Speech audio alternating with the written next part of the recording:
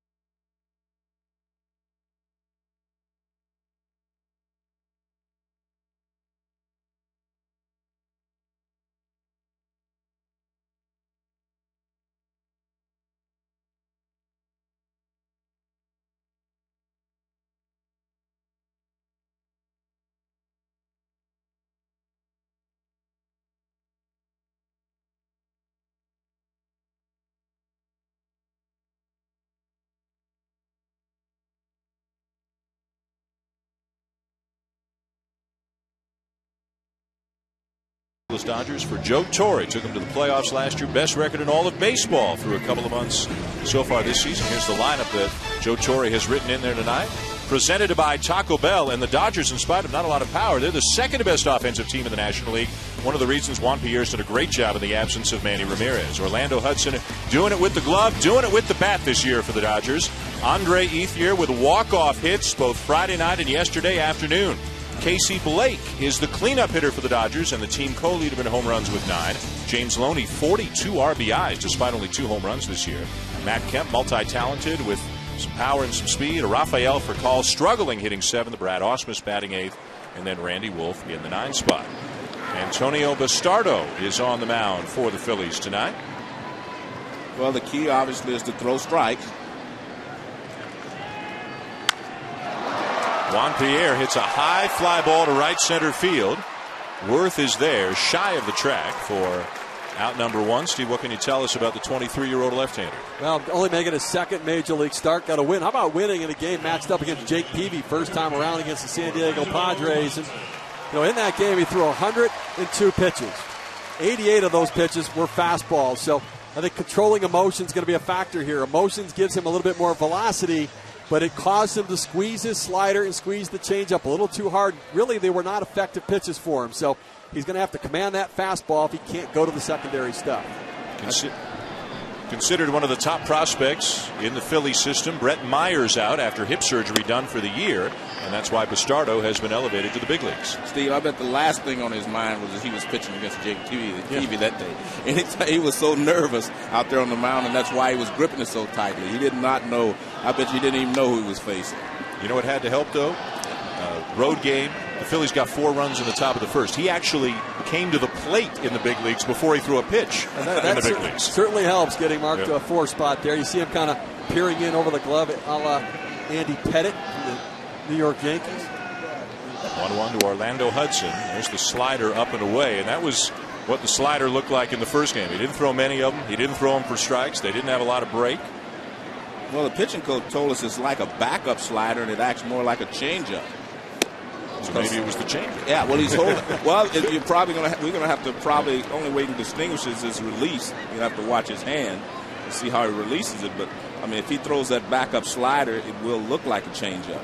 Well, the fact he's using it the first inning this time around is a little different than the last time. Against the Padres, the first inning he was all fastballs, just fastball after fastball, trying to establish. 3-1 fastball is skied foul back out of play. The full count on Orlando Hudson. He's hitting over 300 on the season. A switch hitter, a guy with just a great personality, a ton of enthusiasm, becomes an instant fan favorite wherever he is. 3-time Gold Glove Award winner. Won 1 in Toronto, won 2 in Arizona. 3-2 fastball foul back. Orlando Hudson has been so important for the Dodgers. He brings energy. You talk to all of their staff down there, and he says he never stops talking. He is to the Dodgers what Shane Victorino is to the Philadelphia Phillies. Always talking, always positive, a lot of energy, and you need that over a 162-game season. Left-hander deals, and a swing and a ground ball to the shortstop, Rollins. Routine 2-hopper, 2 down. And let's take a look at the Philly defense, which is the best in the league. Statistically, they've only made 18 runs. Well, you have Victorino in the outfield. Jason Worth has really done a good job for him in right field. And on the infield, you have up the middle, you have Gold Glover, Jay Rowe, and Chase Utley.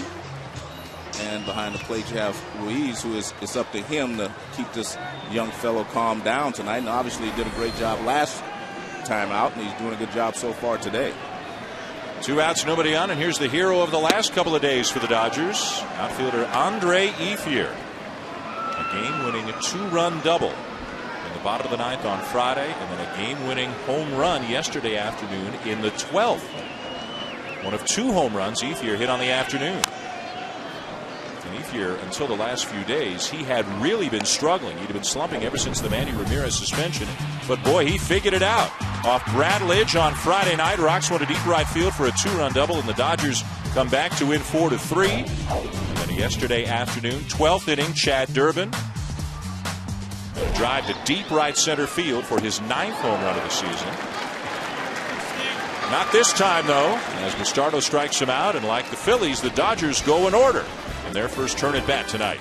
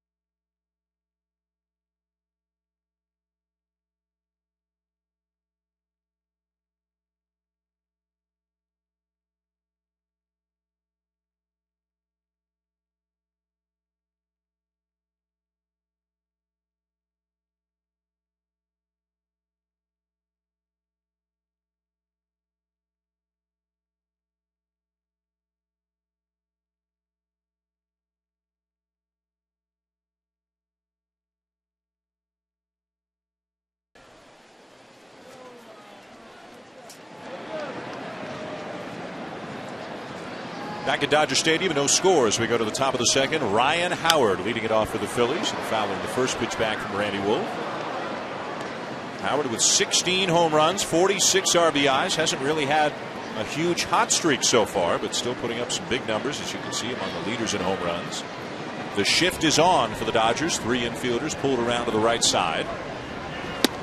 And Howard, unlike Utley and Ibanez, he struggles against left-handed pitching. And Wolf has been exceptional against left-handed hitters this year, so this figures to be a tough matchup for Ryan Howard.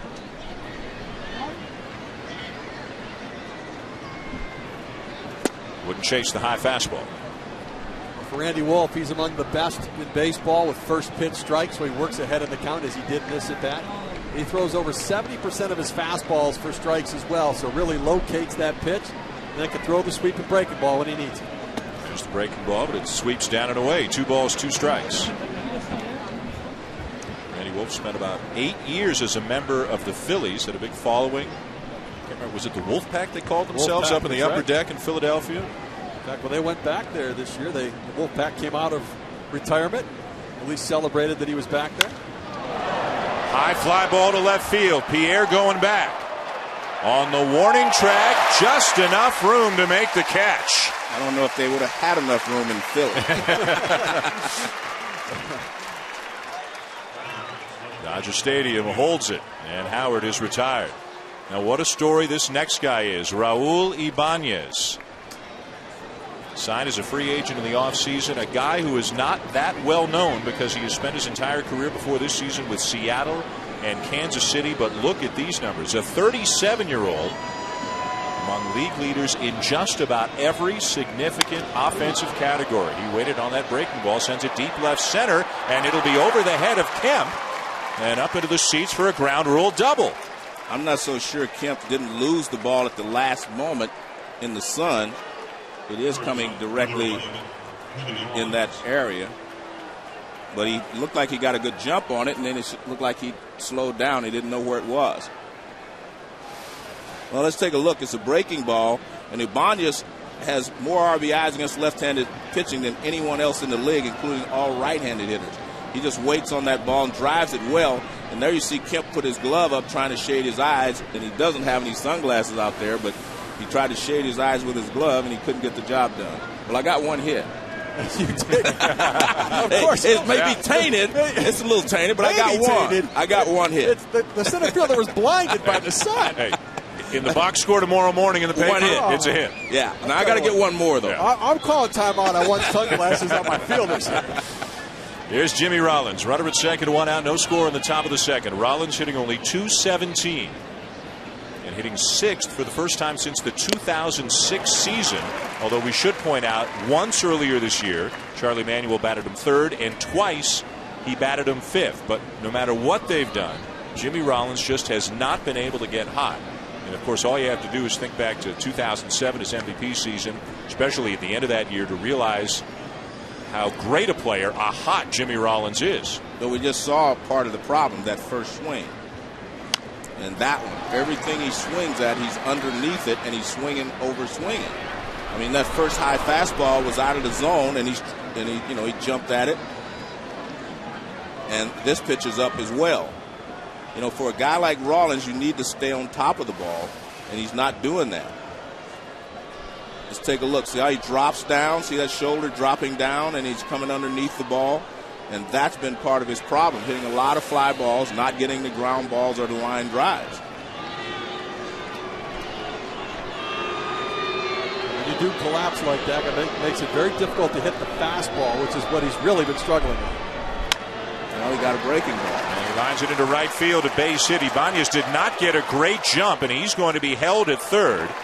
And the Phillies will have runners on the corners with a one out. I had an interesting conversation with Larry Boa about base running, and he says that every day he sees some bad base running, whether it's his team or the other team. It just seems that base running seems to be something that players are not able to, pick up and concentrate on. And as you mentioned right there, I mean, Ibanez did not get a good jump on the balls. This is a base hit all the way. See, it's different if it's a line drive, you have to wait. That's a ground ball. Anytime the ball's hit on ground to the right side, you should already be going. See, he's waiting to make sure it goes through. The ball's a ground ball. You automatically go on anything to the right side. So that may cost him a run. The reason now, right, double play ends the inning, and it does cost him a run. Pedro Feliz will be the batter. Phillies third baseman takes just outside, ball one, hitting for a good average this year at .304. But Dan, you can see the difference in that swing with Jimmy Rollins than we saw the other two. The second pitch was a high breaking ball, and he tried to jack it out of the ballpark. That one he went the other way, just used his hands, which is what they've been trying to get him to do. We saw Matt Kemp struggle with the sun on that fly ball in center field, and we have some shadows now around the pitcher's mound and at home plate. Now, so far, it may be one of the reasons Jimmy Rollins was behind those fastballs as well, the shadows creeping in. Summer months out here, this game starting just after 5 o'clock local. You think back to some all-star games. Was it the one in Oakland where all the hitters had so much trouble? Yeah, that one went 13 innings or something. There was one in Anaheim, the same thing. Tony Perez hit a home run in the 16th inning to win that ball game. Big breaking ball down and in, 2-0. The Phillies, although they just got a hit from Jimmy Rollins with a runner in scoring position and it didn't produce a run, but they have had a real tough time in recent days coming up with a clutch hit. Just 2 for 24 the last 2 days, hitting with the men in scoring position, and just 12 for 80 in their last 7 games in these kinds of situations. We were talking about Jimmy Rollins, and we're going to take a look at the first fastball he saw in this ball game. Now watch this high fall. Look at that. That swing. He's pulling off. He's jerking at it. Now here, watch this. He gets 2 strikes. Look at that. He goes the other way. See the difference in those 2-3 swings? And they've been trying to get him to do that. Hit the ball on the ground. Go back through the middle. And, he's having a difficult time doing it consistently. He does it sometimes, but he just hasn't been as consistent as he would like. Belt high strike, 2-2. To give you some perspective on how much Jimmy Rollins is struggling, the average major league hitter hits .283 against the fastball. Jimmy Rollins is hitting .201 against the major league fastball this year, and that's a guy who a couple years ago was taking fastballs up in the zone and driving them out of the ballpark. National League MVP just 2 years ago. Numbers fell off last year and even more this year. Draws another throw. And we talked this morning, Joe, and it's different because Rollins is not the leadoff hitter tonight, but generally he is. When he scores a run, the Phillies are 24-4. When he doesn't, they're 8-18. Is that a significant statistic? Well, I think it is for a leadoff hitter. Definitely is for a leadoff hitter. Phillies drives the ball to center field. This will be plenty deep enough. Kemp to catch. Ibanez will tag and come in to score, and the Phillies take a 1-0 lead on the Feliz sac fly. Yeah, I think that's a significant thing for a leadoff hitter, and that's probably the reason that Charlie Manuel has moved him down a couple of times in the order, because he wasn't producing at the top of the order like they anticipated. But, we're talking about Jimmy Rollins struggling. He struggled a little bit last year. He got hot, and he helped him win a world championship. So I think he would accept that world championship over the MVP trophy. So, he's pretty happy right now. He's got an MVP trophy and a world championship. Let's see if he's in a running mood. You can speak from experience. You get 2 of each. Yeah. So, you know what I have to tell people? The greatest thing ever happened to me was I got them in the same year. Yeah. Meaning, when I won the MVP, we also won the world championship. Some of my teammates, Bench, Rose, and those guys did not have that type of situation. 1-1 the count on Ruiz, the Philadelphia catcher. Joe, let me ask you this situation here. You've got 2 outs with Rollins on first, but if he steals, they might walk Ruiz, and then let Pistardo come up and hit. But is it worth doing that? I think it is, and the reason I say so is you play the game. Let them decide what they're going to do. I'm just going to play. Slow grounder on 1 bounce to short. Ruiz out by a step, and the inning is over. But Feliz drives in Ibanez, and heading to the bottom of the second, the Phillies have a 1-0 lead.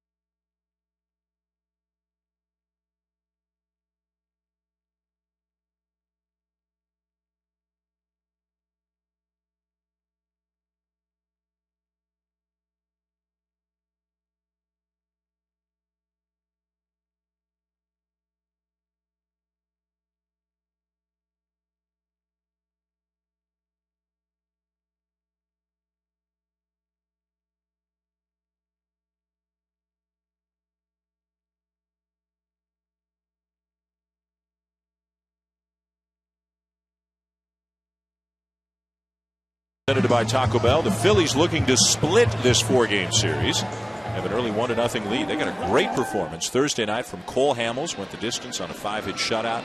Andre Ethier, the hitting star the last couple of days, in 1-run wins for the Dodgers. Here's Casey Blake.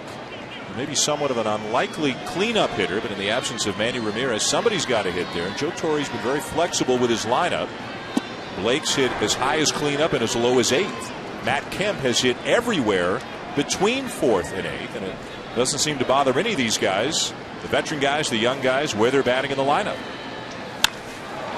Sharply hit to short, backs up Rollins onto the outfield grass. Good throw in time. man. I was watching the Stardo, and I tell you what, you can tell when you're watching the pitchers how fidgety they are on the mound. He is very composed out there. Just watch him. He gets on the rubber, looks in, gets his sign, and he's ready to go. And he continues to do that. That tells me that he is not as nervous as we might think he is. I mean, he is, look at him. I mean, he's ready to go. He said, get in there. Give me somebody to throw at. I mean, that tells you a lot about a young player and his composure. He is very composed out there. I like what I see so far. Just 23 years old, second Major League start from the Dominican Republic, 5'11", 195. James Loney, the batter for the Dodgers, left-hand hitting first baseman. Look at the production on Loney, only 2 home runs, but 42 RBIs. I guess, sometimes they say it's not what you know, it's who you know. I guess sometimes it's not how you're doing, it's how the guys in front of you are doing. James Loney has come to the plate with more men on base than anybody in baseball this year. Correct. And that's why. But he's taking advantage of it. Well, Steve and I have talked about it. I mean, eventually you want a guy to be able to hit the ball out of the ballpark sometime. Say there's no one on base, like now, and he gets a count 2-0 or something. You want a guy that can, first baseman, third baseman, to be able to do that. I'm old-fashioned in that I believe first base, third base, right field, left field, is where you should get most of your run production. We've changed because a lot of the second basemen now are good hitters, shortstops, whatever they're adding. But I still believe that if you have a first baseman, that's his job. Ground ball down to first. Howard will win the race for out number 2. Let's go back to the studio. Dari Noka has a Sports Center right now. For the Dodgers, center fielder, number 27, Matt Kemp.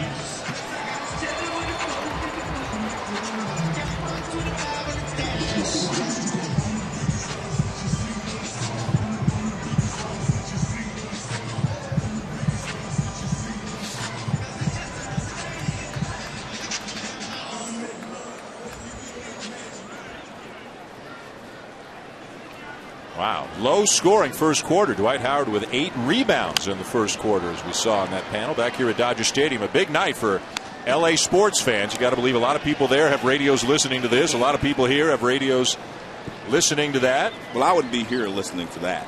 So would I. Yeah, live absolutely. baseball, you can't beat it. Sitting out in the sun and watching baseball. Well, I appreciate that. Otherwise, I'd be up here alone. So it's nice to know.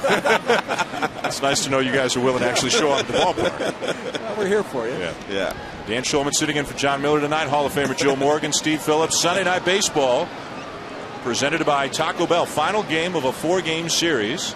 The LA Dodgers with the best record in all of baseball. Steve, how have they done this? A lot of people thought without Manny Ramirez, for the Dodgers. How have they done this? Well, it's been a team. I mean, I think Joe Torre has preached it's the team that gets it done. And they score runs. They've got the fewest percentage of runs scored from the home run. It's about the collective lineup and guys putting hit after hit together. The best on-base percentage means they've got the most guys on base, and they take advantage of those opportunities. Well, and they also put the ball in play when they need to. They're just a pretty good team. I mean, I expect them to get better as the season goes along because I expect Ethier to start hitting more home runs, although he's hot right now. I think Kemp's going to hit more, and I do think Loney's going to hit some before the season's over. Kemp fouls it off. And they're still going to get Manny back. Yeah. It's such a great matchup. You've got the team with the best home record in the Dodgers. You've got the team with the best road record in the Phillies. You've got the number 1 scoring offensive team in the Phillies, and they do it with power. The number 2 scoring team in the Dodgers, they do it with on-base percentage and doubles and taking the extra base and doing it that way. You've got the best left-handed pitcher against the left-handed lineup, and you've got the best left-handed hitting lineup against left-handed pitchers. Kemp pops one up down the right field line. Jason Worth is there. The Dodgers go in order again. A good start. 6 up and 6 down for the Stardo so far tonight here in Los Angeles.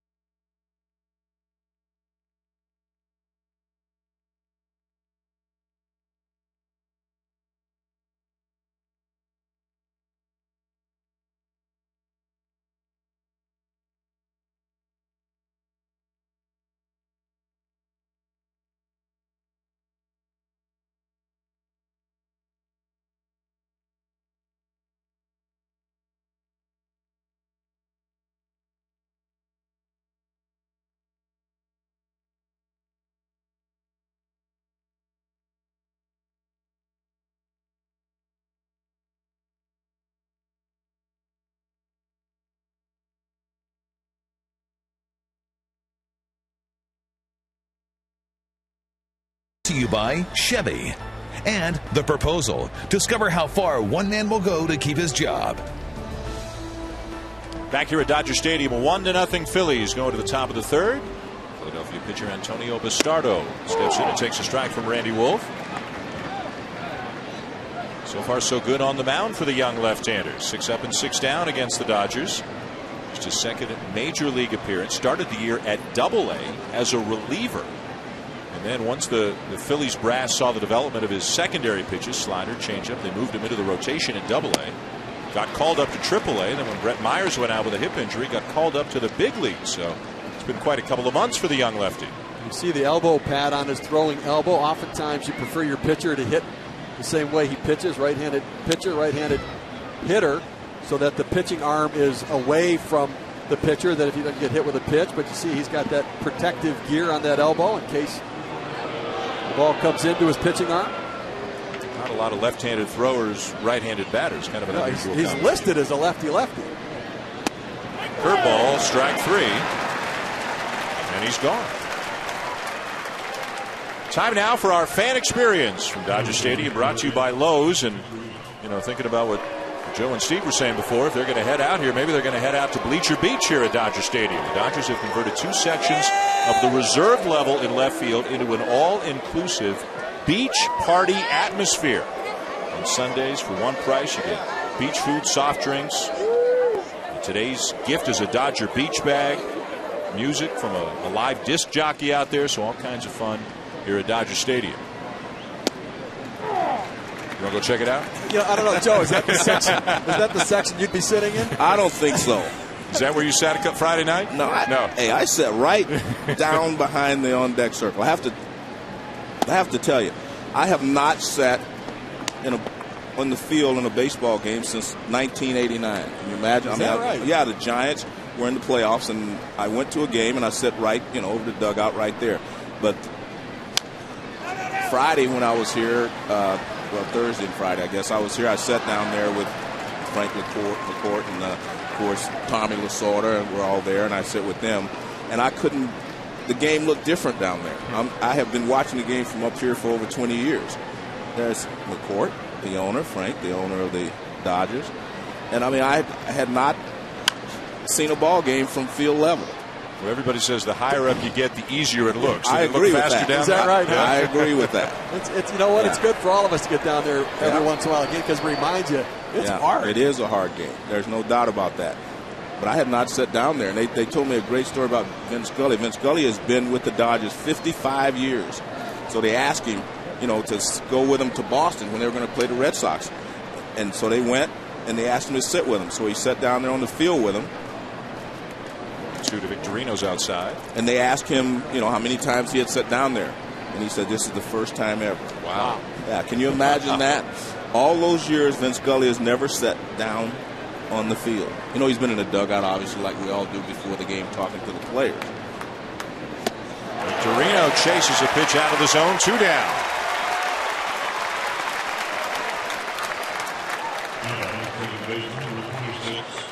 Talk about Randy Wolf and the use of the fastball. And he moves around on the 2-2 pitch, climbs the ladder, that higher than high fastball, kind of eye high, and it looks so good to the hitter, but it is so tough to catch up, and because you hit yourself in the head, say, don't swing at that. And for those who have never chased the high fastball as we have, the reason you swing at that high fastball because he releases it up high, and you can see it right away, and you think you can catch up to it, but you can't. 2 down, nobody on, and here's Chase Utley. Popped up his first time up. And we talk about how within the framework of the game, baseball is a game of inches and how different things can work out. But how about in a broader sense, it was the L.A. Dodgers who drafted Chase Utley out of high school back in 1997, second-round pick. But he elected to go to college, went to UCLA. And when he came out, a first-round pick by the Phillies. He flies out here to end the inning. They love that. Up in the beach area here at Dodger Stadium. The Dodgers are coming up.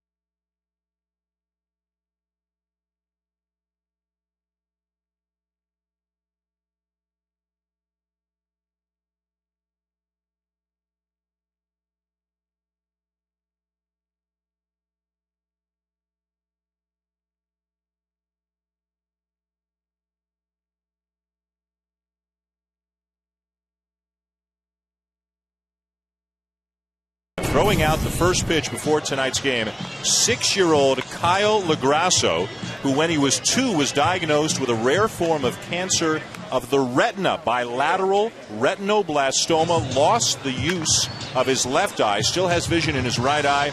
And as if that weren't enough, he's a prodigy as a golfer. He has shot 41 on the front 9. Got a little work to do on his control there from the mound.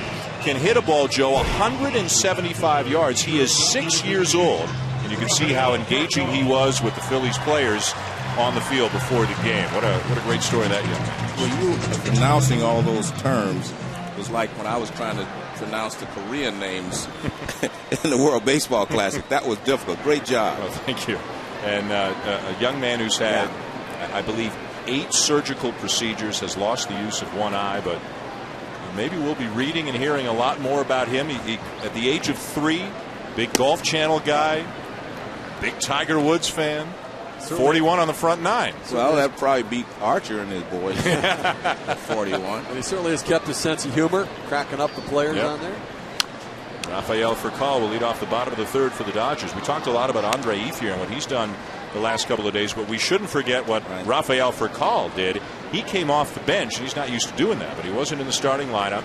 Came off the bench as a pinch hitter with 2 outs in the 9th inning. Dodgers down a run, and hit a Brad Lidge slider for a home run to tie the game and send it to extra innings, setting the stage for the heroics from Ethier. Well, I think Lidge did him a favor by throwing him that breaking ball when he comes off the bench, cold like that.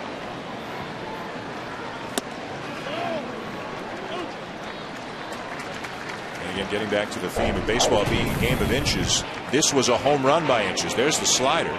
2 outs, bottom of the 9th. Jason Worth, 6'5", leaps and just missed it. Even Furcal wasn't sure if he had it in his glove or not. Home run for Furcal.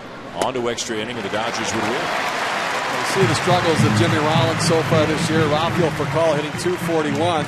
And for both of these teams that are off to pretty good starts in the standings, that's actually good news because Jimmy Rollins is going to get better. Rafael Furcal is going to get better. Dodgers people will remind us, Rafael Furcal missed a lot of time last year with that back surgery.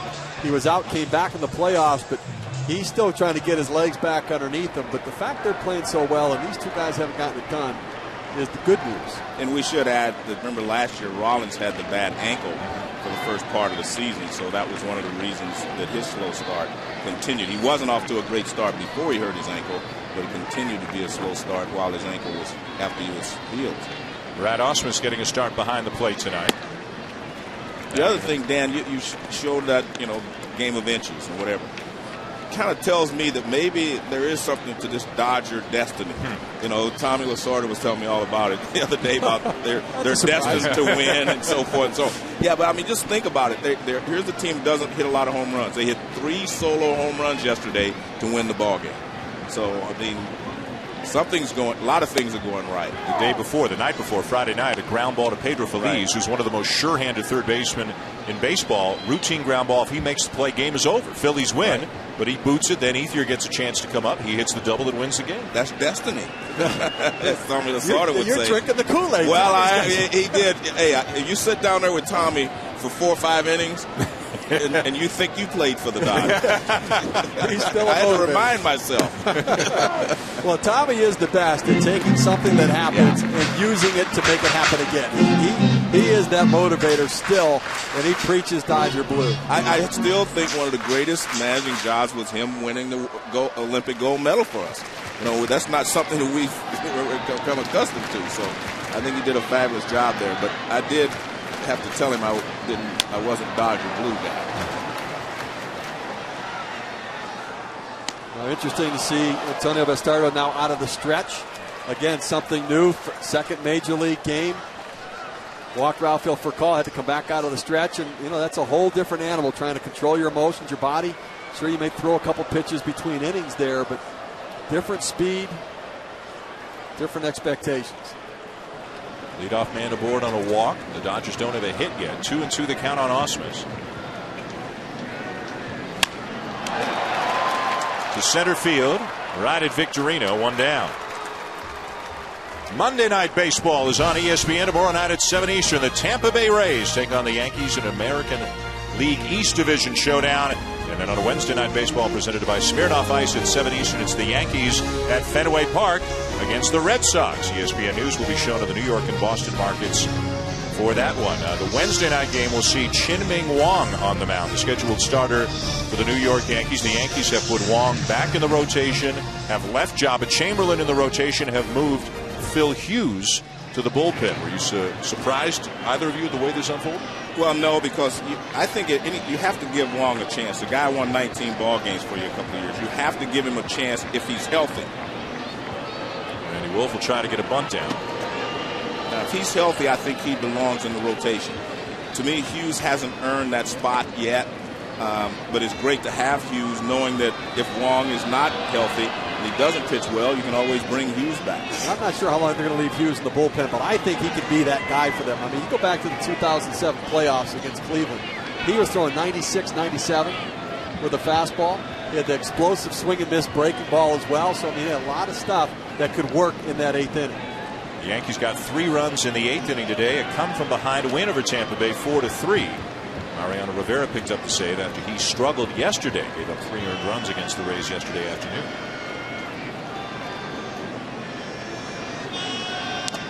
Punted foul. When you're talking about getting a guy in a stretch, as a player, we always said if a guy was mowing us down, you'd always say, let's get him in a stretch. Not just to see if it changes his velocity and maybe loses something from the stretch like most pitchers do, but he also may tip his pitches from the stretch, which you couldn't see from the windup. So you always want a guy in the stretch just to check him out, especially if he's dominating you as he did the first 6 batters. Thrown a lot of fastballs, kind of the same MO that we saw and heard about from his first start against San Diego. Punted foul again by Wolf. Is there anything, a lot of left-handers have some deception in their delivery. Do you see anything out of the ordinary with this guy? He has a pretty clean delivery for the most part. I mean, it doesn't look like he's got anything that really deceives anybody, but he's got that late fastball life that they talk about where the fastball kind of jumps on the hitter as it gets to the plate.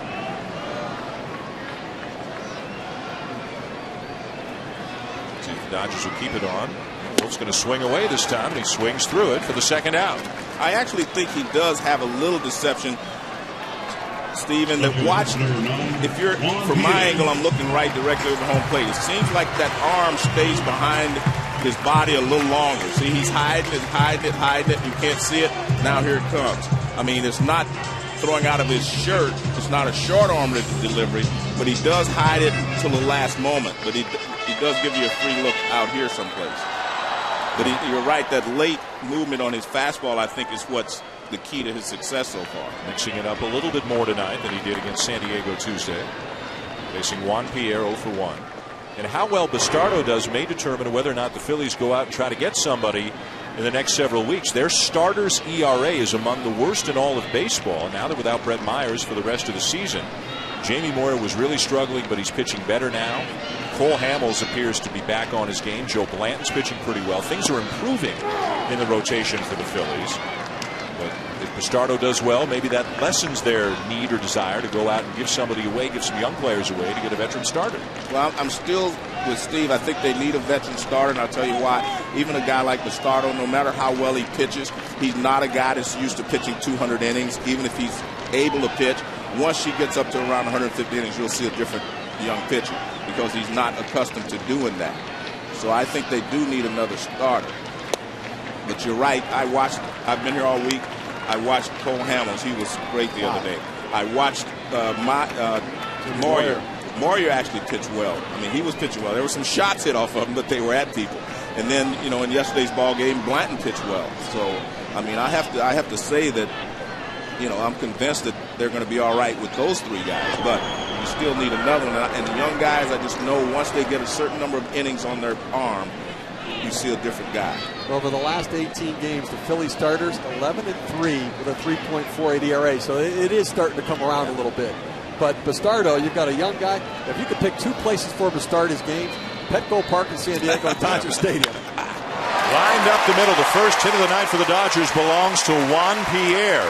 I thought that got him. It was right back through the middle, and he definitely wasn't in a position to field that. Now watch, he doesn't have a chance of fielding this ground ball. It's a kind of a semi-line drive back through the middle. Now watch him. See, he falls off to the third base side. He is not in position to field that ball. And it goes right through the middle for a base hit. And even though Pierre has cooled off some in the last several days, you talk about a guy making the most of his opportunity. He wasn't playing much at all. Stuck behind Manny Ramirez, Matt Kemp, Andre Ethier. Basically the odd pinch hitting assignment, the odd pinch running assignment. But with Manny out for 50 games, Pierre has started every single game. And he's hitting over 360 on the season. He also has a 300 lifetime batting average. People do not remember that. He is not an extra man. He was an everyday player that happened to be sitting on the Dodger bench, and they picked him. But this guy can play. You're right. He didn't do anything last year differently than he had done his whole career. It's just the Dodgers got Andrew Jones, and then they went out and got Manny Ramirez. So Juan Pierre had to sit on the bench. Manny Ramirez in 27 games was off to a great start at the time of his suspension. Juan Pierre obviously is, you're talking about opposite ends of the power spectrum between Manny and Pierre. Pretty good platoon right there. Yeah. Right? But Pierre getting on base, stealing bases. And it can't be easy, Joe, for a guy who's used to being an everyday player to not play at all, and then to have to instantly become an everyday player. Well, it's difficult for most players, but the thing that Pierre has going for him, he's not a home run hitter. He's a slap hitter anyway, so he's just slapping at the ball. He's, it doesn't. A lot of guys, you lose all of your timing sitting on the bench when you have a longer swing, but he is not one of those guys that's going to try to drive the ball. 2-1 to Hudson, grounded down to third, and the force play there will end the inning as the Dodgers leave a couple of men on. 1-0 Philadelphia at the end of 3. We'll visit with Philadelphia pitching coach Rich Doobie when we come back.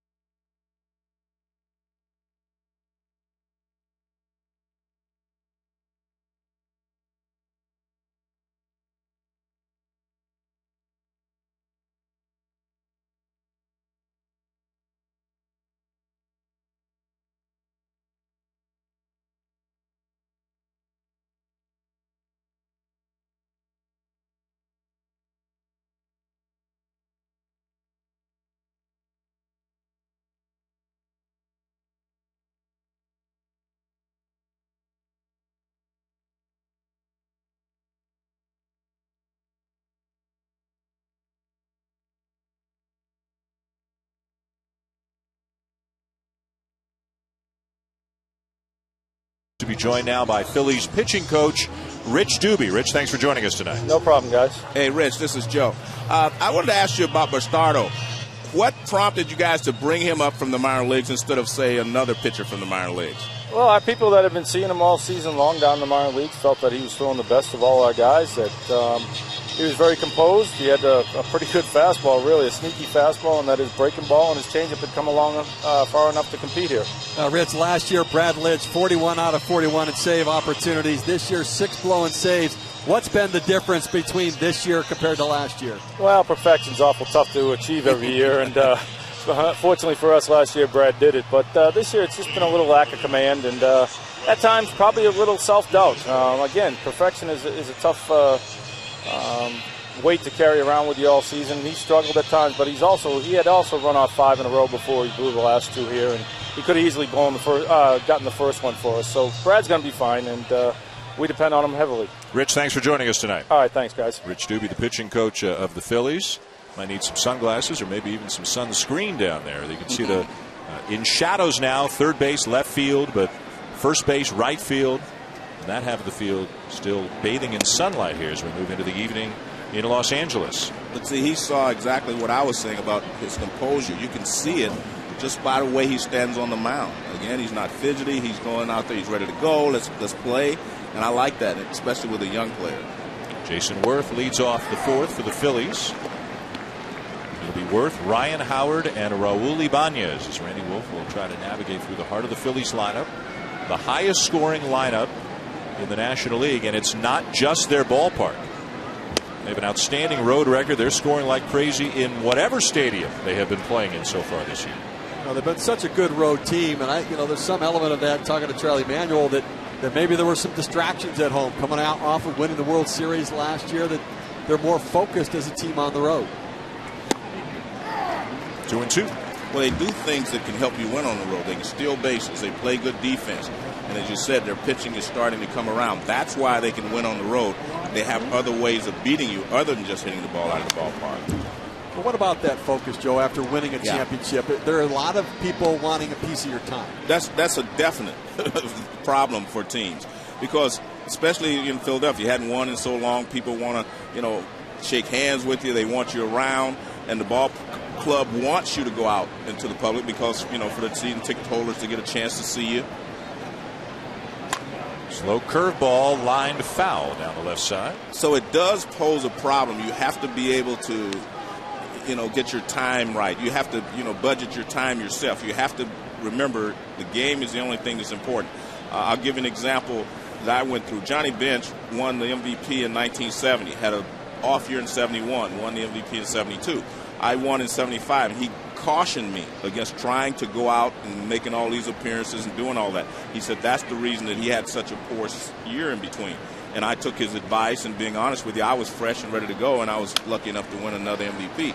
But you do get so many calls, and I did as well. You get so many calls, people wanting some of your time, wanting you to come here so they can honor you, and so forth and so on. And so I can understand that a lot of the Phillies probably had those problems, especially in a town like Philadelphia. I played there once, and the fans love their Phillies. 2-2 again. And sent down the right field line back out of play. It's interesting. I remember talking to Ryan Howard at the beginning of the season when we had them on opening day, and he said no. Now, in the past, he'd done commercials, he'd done a lot of different things, but after winning, he said no to a lot of the requests where, people, every media outlet wants to have a banquet in the offseason, hot stove for the year. Ryan Howard said no quite a bit, and we talked about he hasn't had that hot streak this year, but he also hasn't had that real cold streak this year, and that's really, I think, at the end, might make his numbers look phenomenal at the end of the season. But so many demands when you win a championship, and it impacted their preparation for the season. Pops him up. First baseman Loney comes down near the mound and makes the catch for the out. Back to Dari Noka in the studio. First baseman, number 6, Ryan Howard.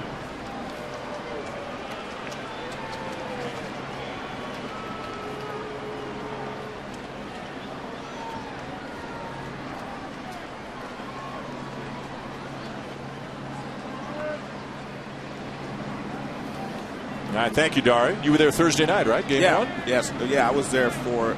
Was that a game? or was that a beatdown? But anyway, I was there. It was great atmosphere. Yeah, I mean, a lot of fun being there. You know what I mean? The atmosphere of the finals, and it's like a World Series. I mean, there's nothing like it. Ooh. Hot shot down to first. Loney finds it. Wolf covering. 2 down. See, now we're even because one cheats one and one hard one taken away. Well, the Dodgers, they expect to be a contender. Obviously, the Lakers are competing for a championship. 1988 was the last time that an NBA team and a Major League team from the same city both won their respective championships in the same calendar year. Magic, Kareem, Worthy, Showtime. The Lakers, and of course the 1988 Dodgers. Our pal Oral Hershiser having the best year of his career. Kirk Gibson with the monumental home run. Laker fans here, Dodger fans there. Tell you one guy who's a Laker fan standing out in center field tonight, and Matt Kemp. He was a great basketball player, recruited to play basketball by Oklahoma, decided to pursue baseball, and he's great buddies with Trevor Ariza, the small forward for the Lakers. And the only thing that bothers each of them is they can't attend each other's games right now because they've each got their business to take care of.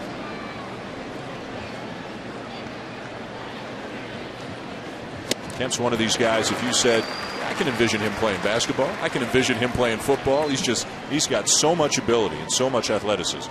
He's an athlete learning to play baseball at its highest level, and that's why the Dodgers people get excited, because they think he's going to continue to improve year after year as he gains experience and knowledge. Swing and a miss. Wolf gets Ibanez, and the inning is over. Great pitch there. 1-0 Phillies going to the bottom of the 4th.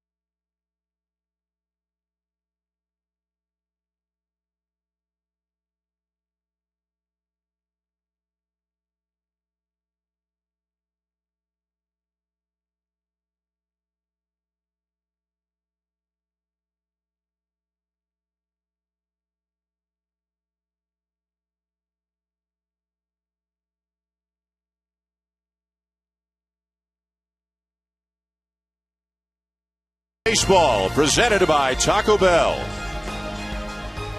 Beautiful night in LA and a good pitcher's duel developing, 1-0 going to the bottom of the fourth.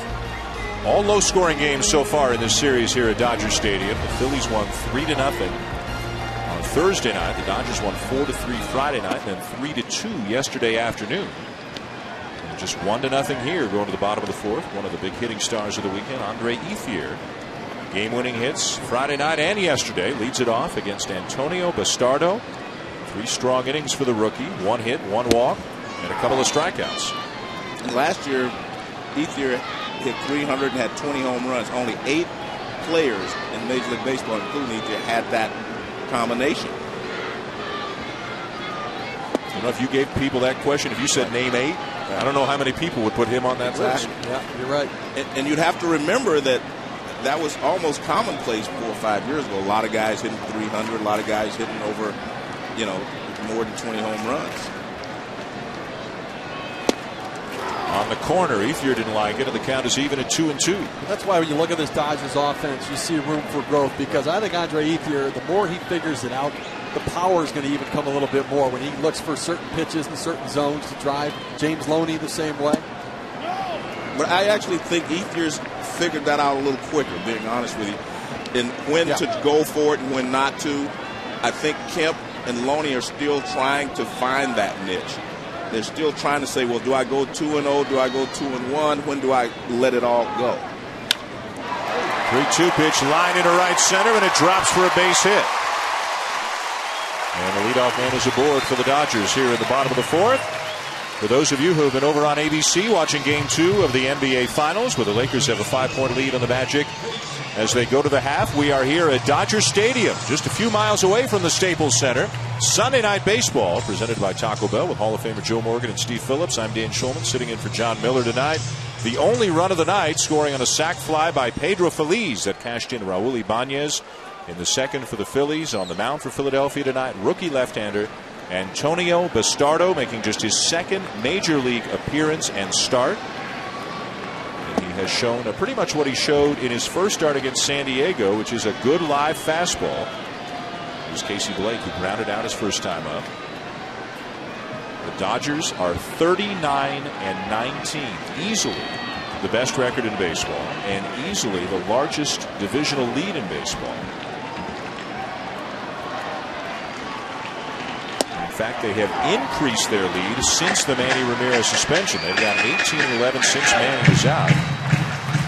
And the Dodgers entered play today 9 games up on the Giants for top spot in the National League West. Talked to Joe Torre and Don Mattingly about Casey Blake and how important he is to the team. That veteran presence, such a calm professional guy, he has really rubbed off on a lot of the young players on this roster.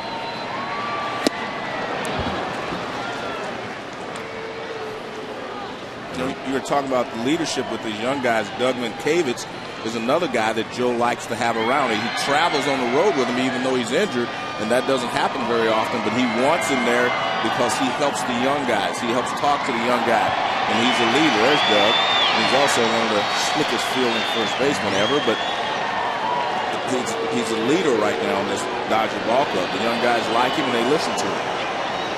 Getting great performances from the likes of Brad Ausmus, Mark Loretta, Juan Pierre, of course, who's gone back into the lineup on an everyday basis. And you know, Joe, it's 162 games. Yeah. It's it's even more than a 25-man team, really, over the course of an entire season. They've turned the chemistry around here. They had some issues with some veterans against young players last year, and the new influx of veteran players, the Casey Blakes and Ausmuses, have really changed the dynamic of the clubhouse.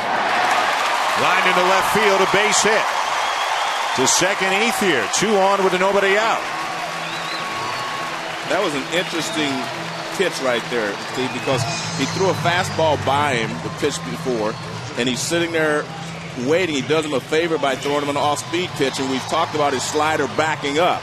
See, that's not a big break right there, and that's what happens with that backup slider. It becomes a mediocre fastball, and he threw a fastball right by Blake.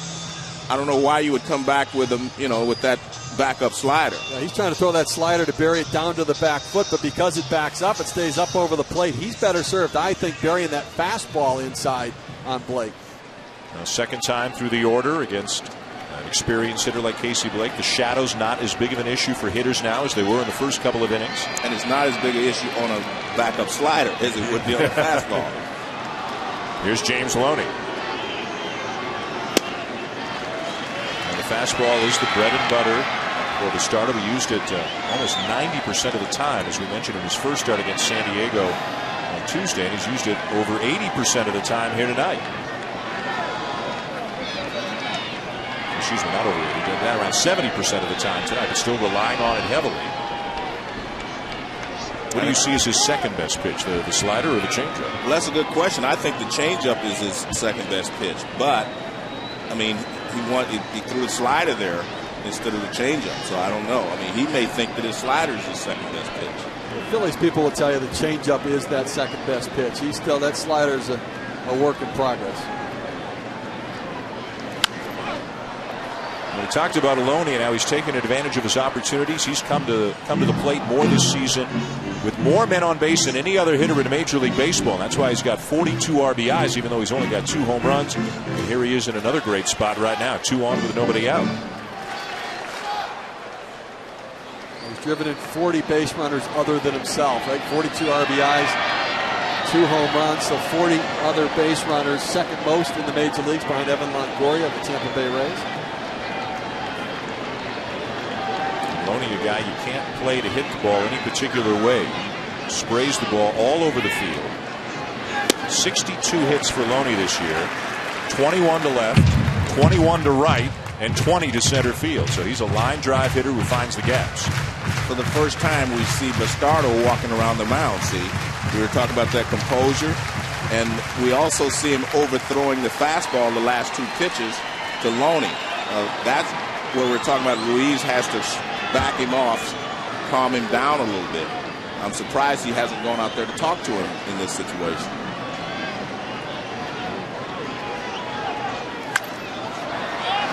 A pop-up. Infield fly rule in effect. Utley right near the bag at second to make the catch, and Loney retired 1 down.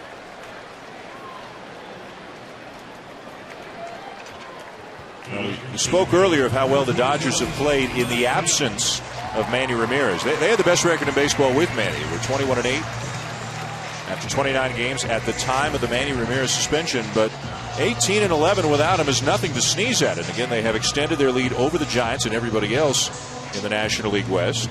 So after tonight, there will be 20 more games until Manny Ramirez is back. And here he was earlier this morning working out here at Dodger Stadium. This is something he's been doing on a regular basis. You know, we always see Manny with a big baggy jersey on. Look at those arms. He looks as big as I've ever seen him. I mean, he does. He looks as strong as I've ever seen him. Here's Matt Kemp. Now, I guess when he comes back, we talked about Juan Pierre a lot. What happens to Juan Pierre? Is it inevitable? Well, I think if you're the Dodgers, maybe this is the time you find that other starter you might need. Juan Pierre has showed his value to teams. You might be able to make the trade and get something, get a good player for him, a pitcher. Because you shouldn't put him back on the bench. Well, they're in a position they couldn't give Juan Pierre away last offseason. Remember, the story goes they let Juan Pierre's agent call around to try to construct his own deal. There wasn't a deal to be made. He's making about $9 million a year, 5-year, $45 million contract.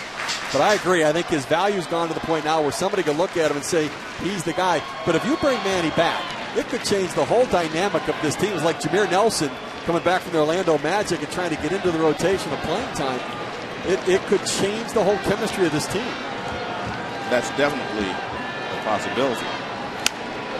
And one other thing I wanted to mention, you said, they're 18-11 since, without Manny, but they were 1-4 right away. They lost 4 of their first 5. Yeah. So they're actually, once they adjusted, we'll say, to Manny being gone, they've actually played very well. So, and there is always a risk to chemistry. Although I must say the players all love Manny. They love playing with him, and they learned a lot about hitting from him. And his presence, watching him hit every day, you learn a lot as a young player just watching the way he approaches things.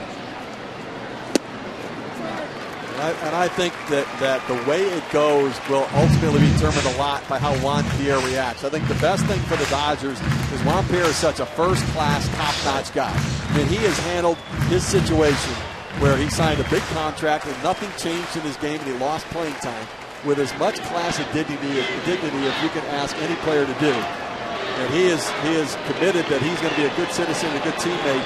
So if he handles it well, it may ultimately work out okay.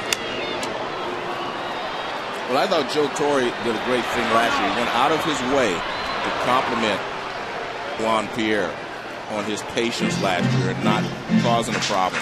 Because, again, the guy has a 300 lifetime batting average. How many players that are playing every day have a 300 lifetime batting average and that have stolen 400-plus bases? I mean, the guy is a good player. It's like you said, he's still the same player that they brought here. I said, this is the guy we want. He can steal bases, he can hit, he can do all these things. Yet when he's been on the bench because they were hoping for power from Andrew Jones, and they didn't get it, and now they did get it from Manny. So he's, it hasn't been any fault of his that he has not had a chance to play here. 2 on, 1 out, and a full count on Matt Kemp. Dodgers down 1-0 in the fourth. Runners are going, and the ball is lined into left center, a base hit. Ethier around third, and he'll score. Blake into third on an RBI single by Kemp that has tied the game. A lot of managers do not like to hit and run in those situations, especially with a guy like Kemp who does strike out. But Joe Torre does do that. He'll hit and run. I haven't seen him sacrifice as much as he used to, but he will hit and run, and you can see the runners are going here. Fastball pretty much up and out over the plate. Kemp does a good job of hitting it in the gap. And, of course, Ethier scores easily. I think what really helps in that situation, you've got runners on base, a 3-2 count, and a pitcher that doesn't have a secondary pitch that he can confidently throw for a strike. So you know you're going to get a fastball, and you know he has to throw it for a strike or you're going to end up walking the bases loaded. So it's a pretty good situation to start the runners knowing you've got a guy at the plate that can hit a fastball. And if you look at the way the Dodgers go about their business offensively, especially without Manny Ramirez, they don't have a lot of power. The 3 home runs yesterday notwithstanding, they string base hits together. They've got the highest batting average in the National League, the highest on base percentage in the National League. They'll steal some bases. Juan Pierre will. And that's why they're second behind only the Phillies in terms of runs per game. Exactly. I was a little surprised. I've always said that when Joe Torre went to the Yankees, he brought a National League style to Yankee Stadium. They bunted, they hit and ran, they did a lot of different things. They didn't just rely on power. Although at yesterday's ballgame, I thought he had a couple of times he could have bunted. He decided not to, so they end up hitting solo homers to win. Here's Furcal. First and third, 1 out as the Dodgers look to take the lead. Furcal walked his first time up.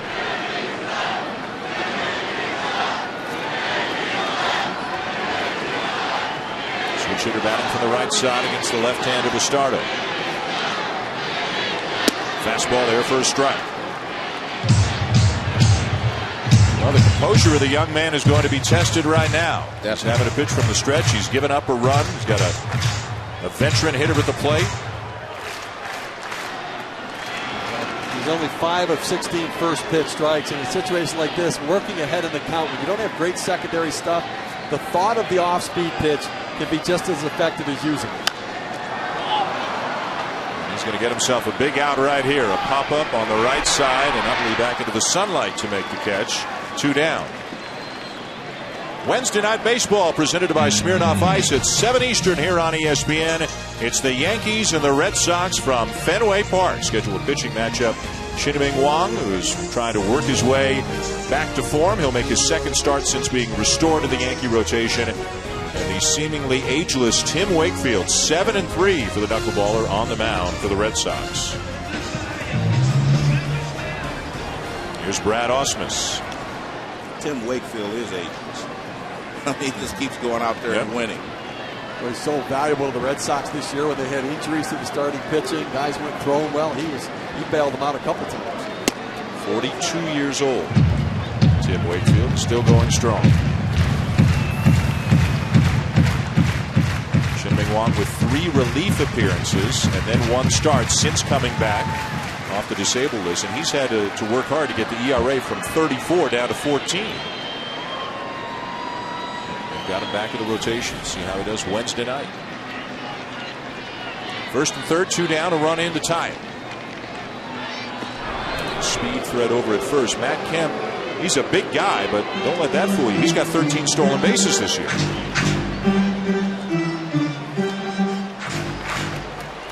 Been caught only twice.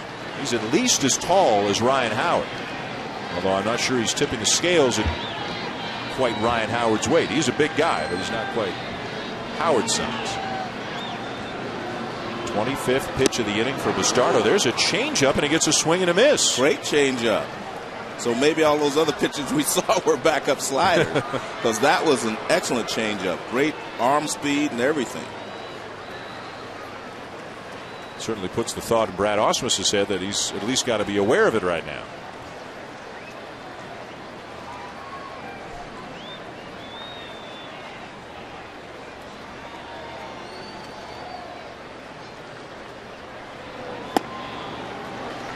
Like another one there, but he missed down and away, and Ausmus wouldn't bite. I like going back to back, though, with the off speed. You got to feel for the success on one pitch, go back to it again, try to continue to develop that feel throughout the game. Carlos Ruiz doing an outstanding job with the youngster. Looks like they're going 3 times in a row with the changeup. They do. They get the ground ball to short. Short way to second to win the inning. The Dodgers get a run to tie it at the end of 4. When we come back 60 seconds from now, a visit with Dodger manager Joe Torre.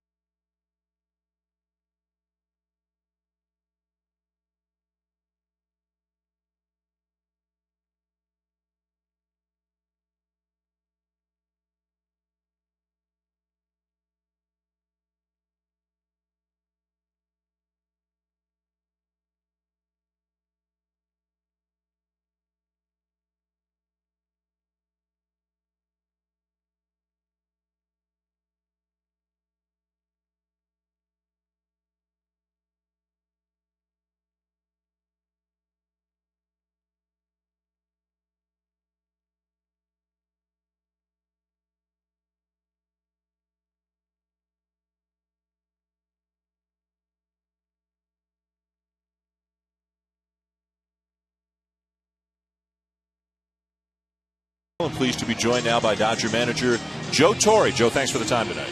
Well, thank you, guys. Hey, Joe, last couple of days it's been Andre Ethier, but you have James Loney and Matt Kemp. What do you see in these 3 young players? Well, one thing for sure, Joe, with the way we've been playing ball games, you know, they're getting used to playing under pressure. And the one thing I have noticed is that they don't shy away from it. I mean, they may not always succeed, but I don't think they become unraveled at all. Well, Joe, you know, we're talking, Manny. We saw Manny Ramirez working out earlier today, how well Juan Pierre's playing. Do you start to think about what you do when Manny comes back with all of the success your outfielders have had? Well, you know, I think Juan Pierre certainly understands the situation here. You know, he knows the young man in center field is getting better, and, of course, Ethier in the middle of our lineup.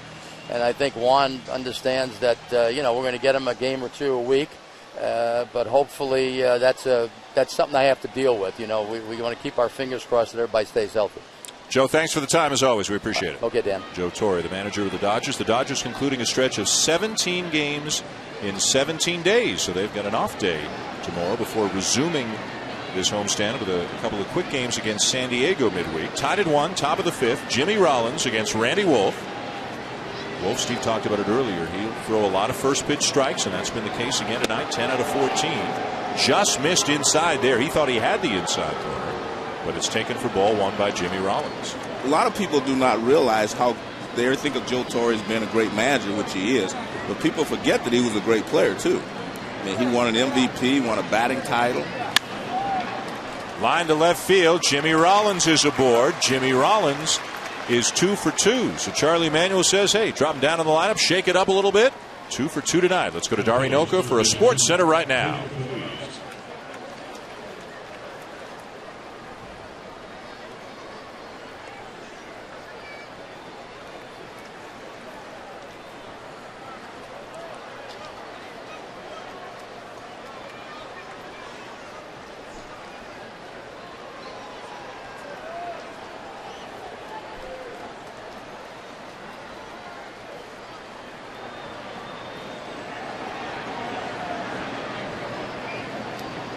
All right, Dari, thank you. So the Magic doing a much better job in Game 2. That game over on ABC right now. In games 3, 4, and 5. It's a 2-3-2 format. 3, 4, and 5 are in Orlando. That changes things.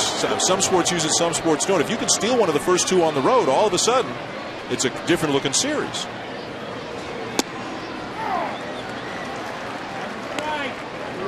Well, the key is if you can steal one of the first 2, because you figure that even if you lose the first 2 here, the Lakers are going to win one of those games there. That's the way you look at it. And then the Lakers are going to be back to that home court advantage, as the last 2 would obviously be in Staples Center. Every game of the NBA Finals on ABC. Game 3 is mentioned Tuesday night, beginning at 9 Eastern. Green, Jeff Van Gundy, Mark Jackson, Doris Burke. Coverage just a few miles south of where we are right now. You know, Jeff Van Gundy's father taught me in college. I don't know Stan. Really? Yeah, I don't know Stan, but I know Jeff very well. His father was one of my teachers when I was going to night school to get my degree after I retired from baseball. What course? Kinesiology. Is that right? Yeah, those heavy courses. Yeah, I went back. I was going after I retired, and I went back to get my degree. And his father was one of the teachers there in the PE department. 2-1 the count on Feliz with the Rollins aboard. Rollins 10 of 14 stealing so far this year. And Randy Wolf wants to talk it over with the Brad Ausmus. But I think Wolf is also trying to keep Rollins close. He's changing his motion over there. But we've seen Rollins take several. First time at bat, he took some big swings on the fastball and a high curve. He did not. Now watch where his belt buckle is. He's turning all the way around trying to drive the ball. This is with 2 strikes. See that? He stays right there, shoots the ball the other way. Big difference in where your head moves to and your front shoulder pulls out. You're going to hit a lot of pop-ups if that front shoulder flies out.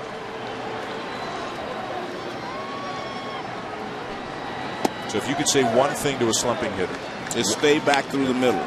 That's the number one thing. Even if you're not slumping, whenever you talk to someone about hitting, you stay through the middle. Drive the ball, hit the ball hard back through the middle. Don't just hit it back through the middle. Hard is the key word. Because that'll allow you to pull the ball if you get an off-speed pitch as he did in this at-bat. He gets another off-speed pitch here. See, he's going back through the middle. He didn't pull off, didn't open. Now he's there. See where his head is? And he's still able to pull the ball. But if you're trying to pull that ball right away, you're going to be so far out in front, you're not going to have a chance of hitting it. See, he ends up using just his arms and his upper body to hit that pitch. I've always said you don't just go back through the middle. You go back through the middle hard, because if you're just going back through the middle and they pitch you inside, you kind of push it that way. Yeah. But if you're going back through the middle hard, you can adjust it wherever the pitch is. 2 on with nobody out for the Phillies after the walk to Feliz. Carlos Ruiz is the batter. You see, if he said that to Steve about 20 years ago, his whole career might have turned out different. Might still be out there playing right now. Probably not. I have to tell you, I wish I knew some of this stuff 20 years ago. It's so true, isn't it? Yeah, it's true. If you knew then what you know now, how much different and better a player you'd be. I remember Hank Aaron telling me that. He said by the time he figured everything out, everything, pitches, everything out, he couldn't handle it anymore. Right. He could not execute anymore. But he knew what he's supposed to do, but he just couldn't execute anymore. And that's one of the things that we've seen now in our game, where guys at an elderly age or older age are able to execute because they've already learned how to play the game. Yeah, I think there's such an advantage, though, for players while they're playing to teach at some point, because it allows you to think about what you do. So many times players don't really know what they're doing right when they're going right. And I think that a lot of times if players can go in the offseason and teach and give clinics, that sort of thing, I think they learn a lot about how to play the game. Another base hit. Ruiz lines one into left field. Rollins to third, getting the wave. Pierre does not have a strong arm.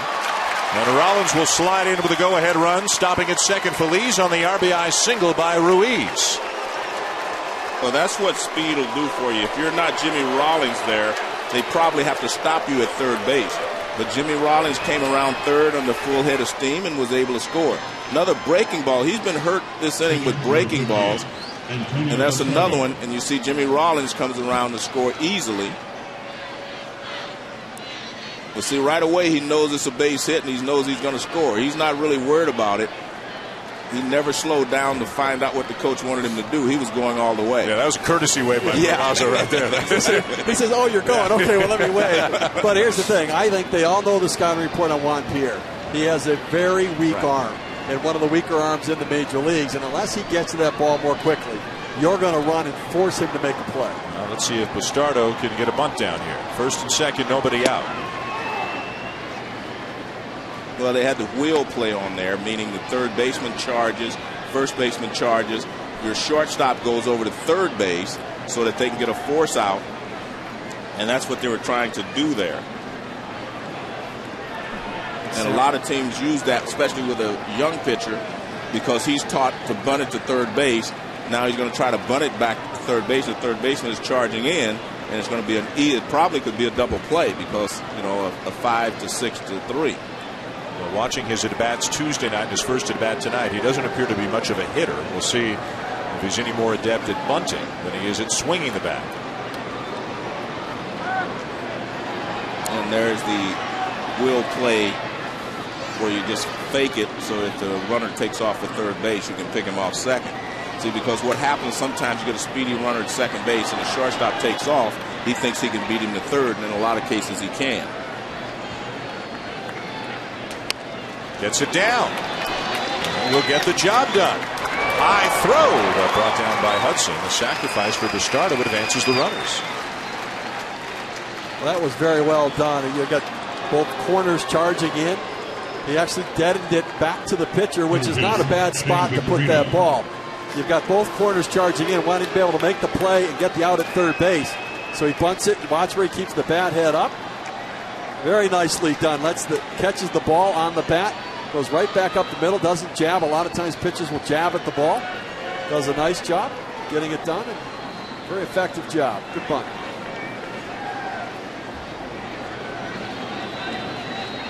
Pretty pleased with himself after getting a pat on his back from Charlie Manuel.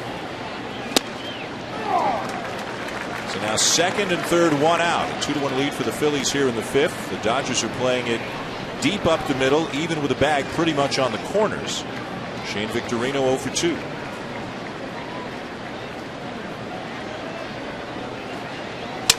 Broken bat liner off the glove of Wolf. A run will score. Victorino will reach. Ruiz will stay at second. 3-1. Yeah, but if he catches that, it's a double play because Feliz just took off. As soon as the ball was hit, he took off for home plate. And he was going to get doubled up easily. And you see Wolf upset with himself because he couldn't make the play.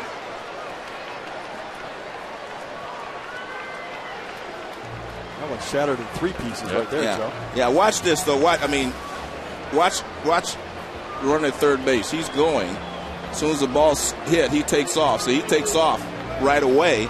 I guess they were going on contact, but you're supposed to make sure the ball's on the ground. But when they go on contact, you have to make sure the guy hits the top of the ball. But it's a line drive. If Wolf catches it, he's out of the inning. He didn't make the play. And we always talk about guys feeling their position.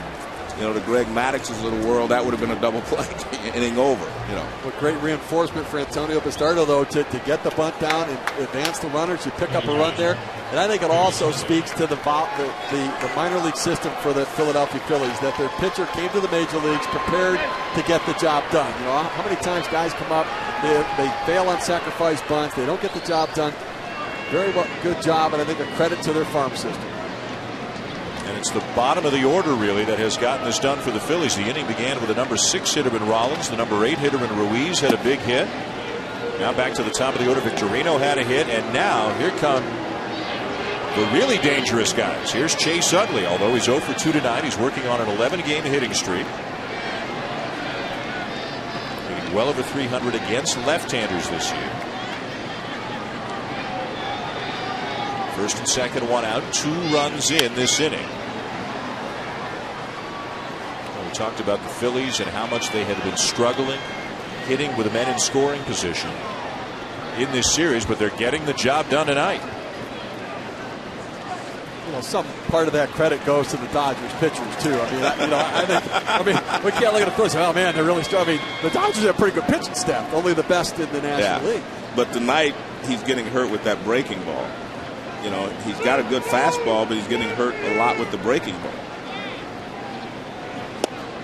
For the the outside corner, 1-2. From what I've seen, I'd say right now, and I mean the numbers certainly indicate that as well, these are the two best teams in the National League. I think that especially with the way the Phillies starting pitching is starting to come around now over the last 18 games, they've kind of settled in. Cole Hamels is back locked in again. They've got balance and depth in the bullpens. Different ways to score runs. Solid defensive teams, the two best in the National League. And you can certainly make a case for the Phillies that some of the things that have gone wrong in the first 2 months are going to get better the rest of the way, whether it's Lidge, whether it's Rollins, whether it's the starting pitching. And I thought Rich Dooley made a great point with Lidge. He's blown 2 saves here, but if Felice catches the ball Friday night, it's just a save for him instead of a blown save. And I've always felt that things in baseball, I won't say average out, but they kind of pan out. I mean, he's blown 6 saves in 2 years. If he'd have blown 3 last year and 3 this year, no one would be alarmed. But like Doobie said, it's hard to stay with perfection. Strike 3 called, and Utley is gone. 2 down. Beautiful pitch there. I'm just surprised that Utley took that pitch. He threw him one earlier in the count. But, I mean, the location on it's very good. Watch where the pitch is. He targets away. Look at it. Away. Right on the outside part of the plate. I'm a little surprised. You saw Utley kind of squeezing the handle of the bat, saying to himself, why did I pull the trigger? Yeah. Big second out for Wolf, trying to contain the damage here in the Phillies' 5th. The batter was Jason Worth, 0 for 2. Change up for a strike. Well, that is the issue for this Phillies offense. I mean, if you get one guy out, the next guy has just as much of an ability to do damage. Jason Worth, outstanding offensive player, competes with power and speed. And even their number 7 and 8 hitters, Feliz and Ruiz, both hitting around 300. The Phillies lead the National League in runs scored, home runs, doubles, slugging, you name it. And as we showed earlier, it's not just because of their ballpark. They're actually, or have been this year, a better offensive team away from home than they have been at home. Breaking ball hit in the air to center field, playable for Kemp. And the inning is over. 2 runs for the Phillies, and they have a 3-1 lead midway through this game.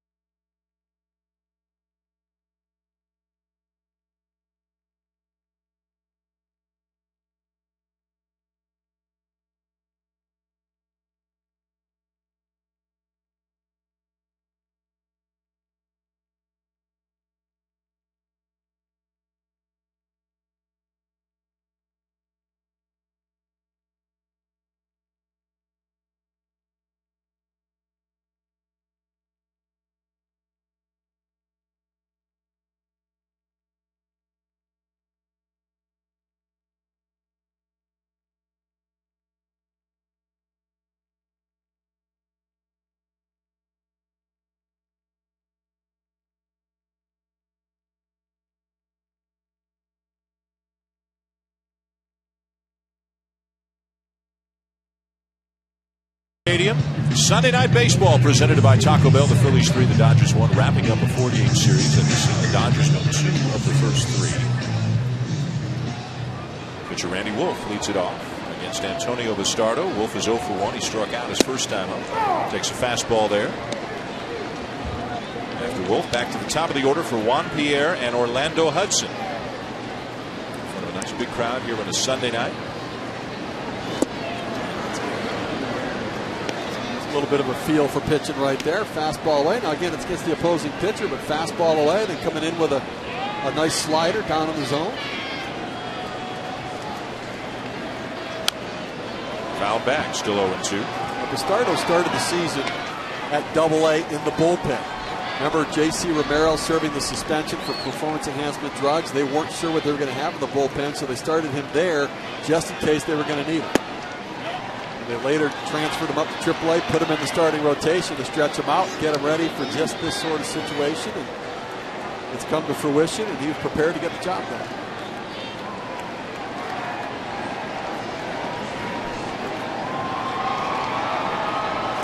Right there for strike 3, and Wolf is gone. You know how sometimes you know something is so, but you just can't get it straight in your head?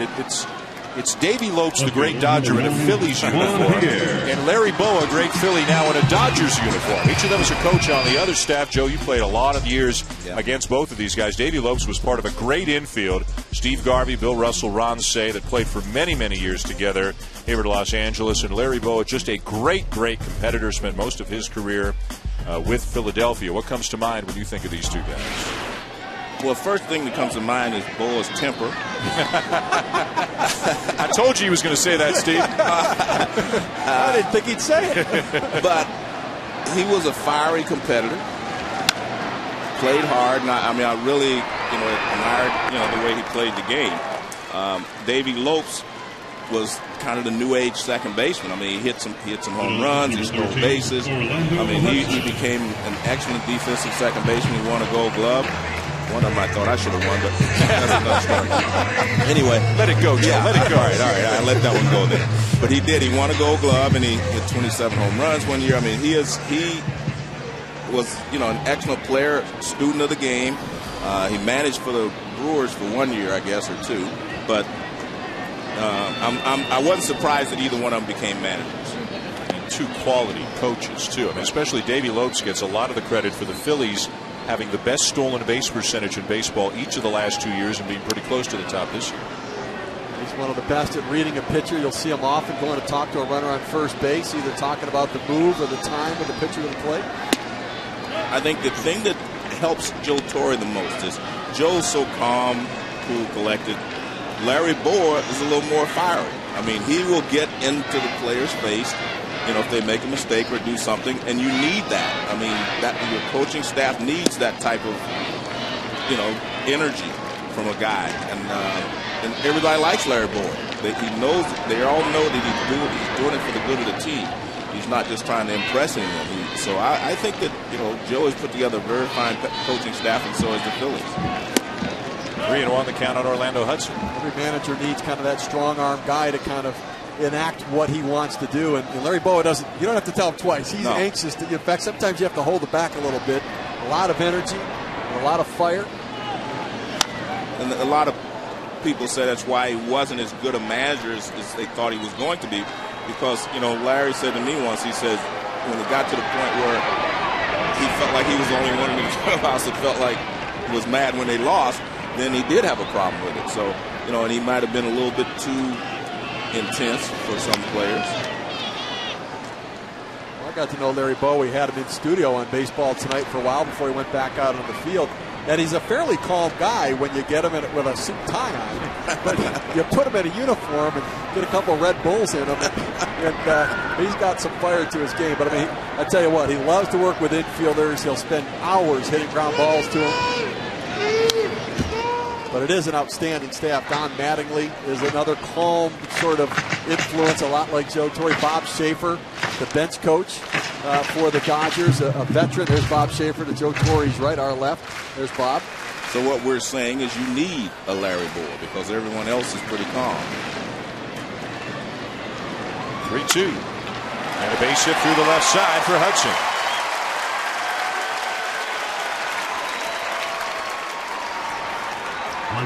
The Giants have won. They have beaten the Marlins 3-2 down in South Florida. So the Dodger lead over the Giants is 8.5 at the moment. And Arizona and San Diego are having one of those let's play 2 days, but it's all in one game. They are in the 18th inning.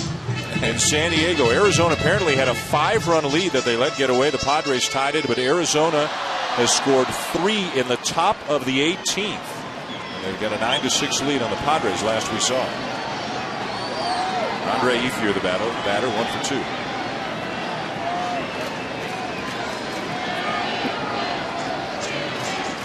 Ever played an 18-inning game? Actually, I played in a 22-inning game, I think, in San Diego.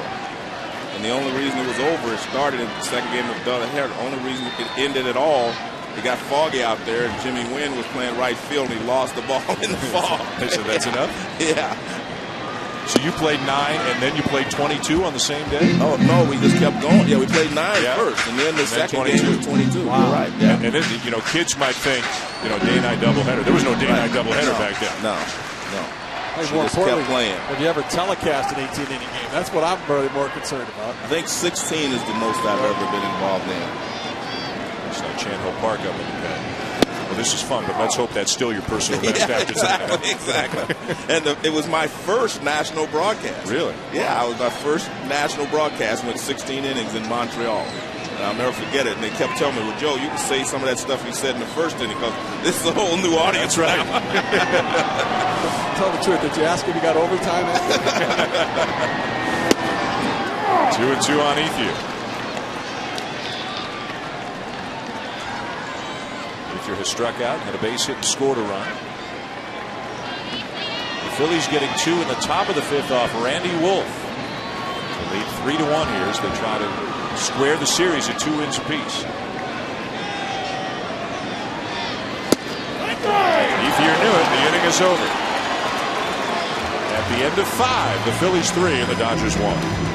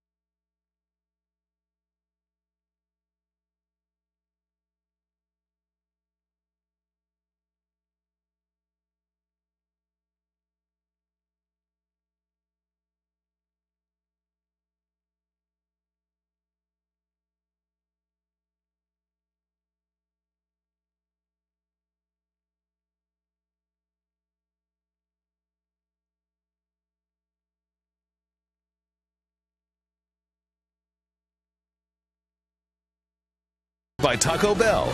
Brought to you by Frost Brewed Coors Light, the world's most refreshing beer. Top of the 6th inning at Dodger Stadium. With the Phillies leading the Dodgers 3-1. Sunday Night Baseball presented by Taco Bell. Glad you're with us tonight. Wrapping up the baseball week, and we can say that with some certainty now because the Arizona-San Diego game is over. The Diamondbacks beating the Padres 9-6 in 18 innings. Peavy's name is sure to surface again at some point. possibility to be traded. The Phillies are a team that reportedly has interest, although Jake Peavy, of course, can veto a trade, and it's thought he would want to stay closer to the West Coast. Phillies, one of many teams that will be in the market potentially for a starting pitcher between now and the trading deadline.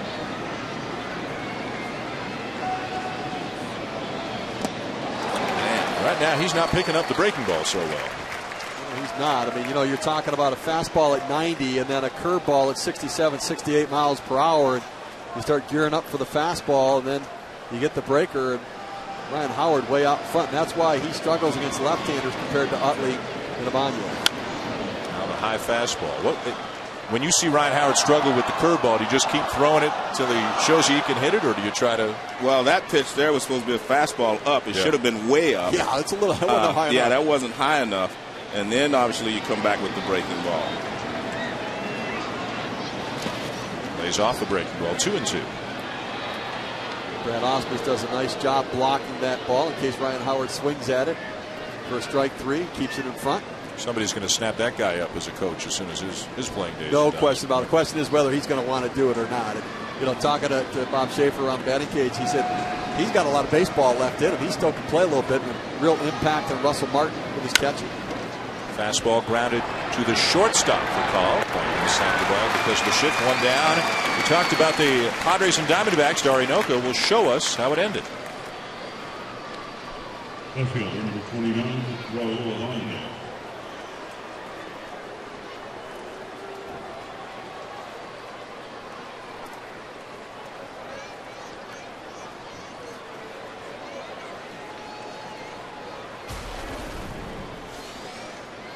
Padres breaking out the camouflage uniforms today, 9-6. As you can see, the final 10 pitchers used by the Padres in that game. Mark Reynolds, you saw his home run. David Eckstein is the guy who sent it to extra innings. Look at that, a total of 592 pitches, 18 pitchers. Well, that means nothing. The thing that's interesting is a 3-run homer by David Eckstein. Yep. Now that's an anomaly right there. There's Ibanez. The ball's been flying out of Petco Park this year, right? It's amazing to me. I asked you guys this morning if you'd been there. Was the ball? Was it the flying better than normal? Because a lot of home runs being hit there.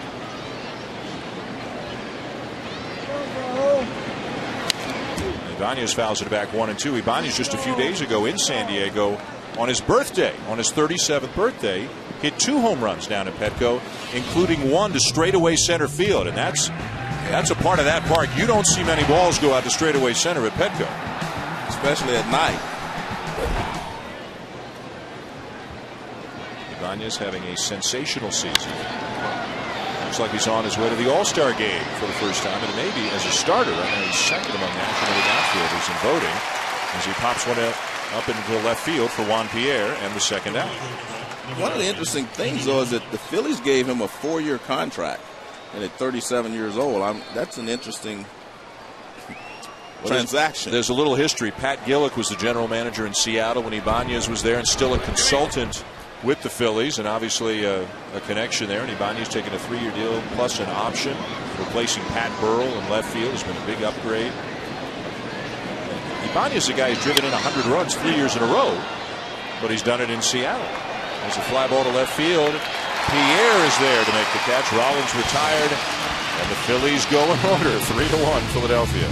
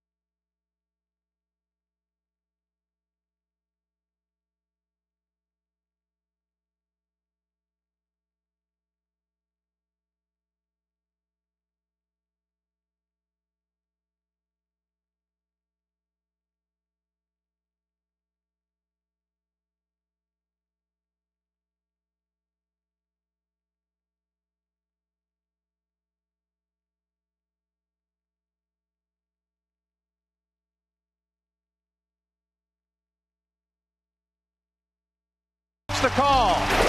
A no-hitter for Dave Stewart. There's one. It's a no-hitter. His first career no-hitter, Fernando Valenzuela. 2 no-hitters in one day. Within hours of each other on June the 29th, 1990, there's Fernando. He's a Spanish-language broadcaster for the Dodgers here. Help us celebrate 20 years of Major League Baseball on ESPN by going to ESPN.com and voting for our 20th year All-Star team. Go to the MLB page and vote on the players you think are All-Star caliber. We'll announce the winners in the second half of the season. Fernando was as big as you can get in 1981 when he came up as a member of the Dodgers. With the delivery, personality, obviously the results were there. He just was completing every game, winning every game. Look, 20 years later, almost, more than 20 years, they've still got his jerseys here. Dan, I watched both of those no-hitters that night. Well, I live in Oakland, so I got the Oakland feed, and then I watched the Dodgers after that. I saw both games, no-hitters in that one evening. But the Fernando mania really caught everybody by attention. What do you think, Bastardo mania in Philadelphia? Maybe. You never know, right? Listen, one thing Fernando Valenzuela's got to be appreciating the 2 lefties on the mound today, both pitching pretty well into this one.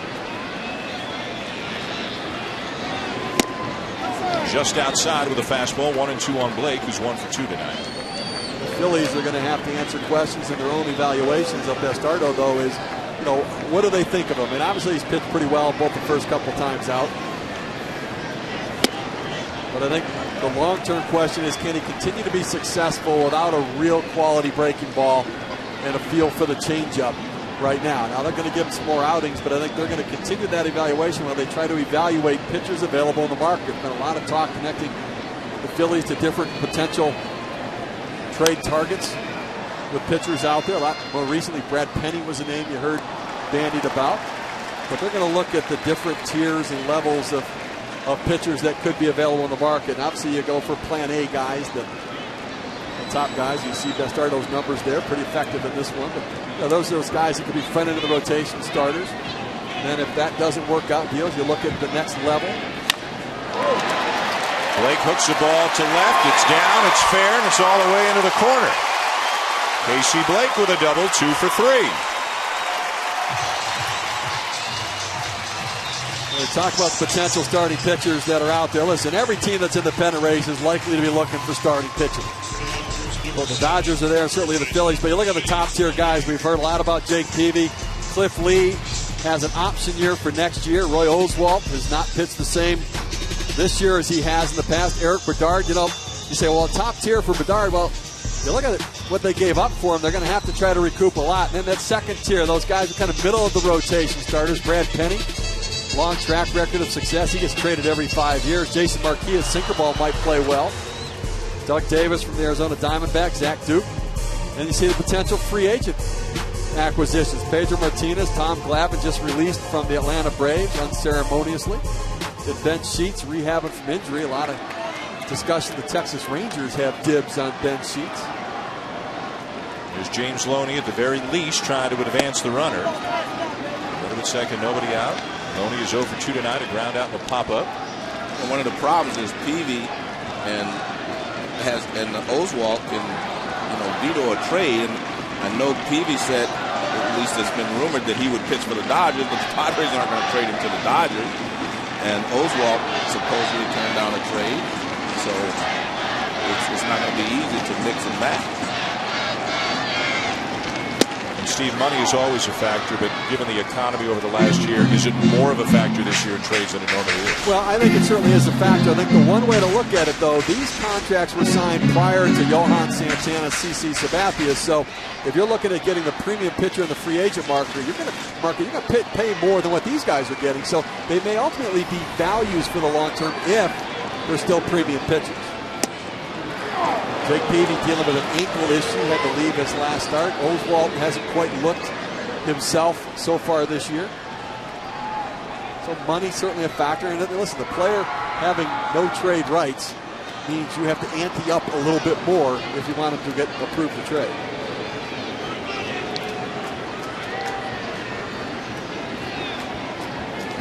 One guy whose name is not on that list of premium starters curious about your thoughts on it. Roy Halladay won his 10th game of the season today. Now, Toronto's having a pretty good year. They're only a couple of games back in New York and Boston. Do you get any hint that Halladay is available at all? I don't. I mean, I've thought it myself. There's been speculation, but I don't get the sense that they're going to move him.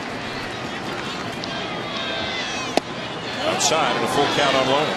I read a statement that Bouchardi said they're not trading him. Yeah. They, they may change their mind later on, but right now they're not. You send that message, and when you've been competing and trying to sell a message to your fans that you're in a race, you trade your ace, or even the thought that you would trade him. Halladay shutting out Kansas City today for that 10th win of the season. 10 wins on June the 7th, and he left a game 10 days ago with a 5-run lead in the 8th inning, and the bullpen blew it, or he'd be 11-1 already. Well, he's in the top 3 starting pitchers in the game. I'm not sure you give number 1. Let strike out some of the guys like you might see a Santana or somebody do, but he's right there. I'd take him in a heartbeat. Well, the Phillies have made trade deadline deals over the last few years. They got Jamie Boyer a couple of years back. Joe Blanton picked up last year before the deadline to help their playoff run, and it's paid off for them. Kyle Loesch acquired before that. 3-2 pitch on the way. Up the middle, a base hit. Blake had to wait to see if it would go through, so he'll stop at third.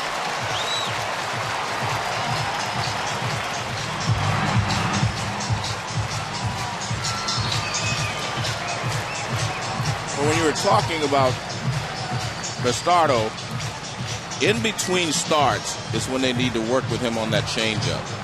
I'm not so sure he has to have a great slider, but if he can match his fastball with a good changeup, then I think he's going to be a quality pitcher. But that's something I think you work between starts to give him confidence to throw it in clutch situations. Just watching him this inning, when he got somebody on base, he's gone basically to the fastball, and that's all. 5 innings plus a couple of batters for Bastardo. He will leave, and former Dodger Chan Ho Park is on his way in.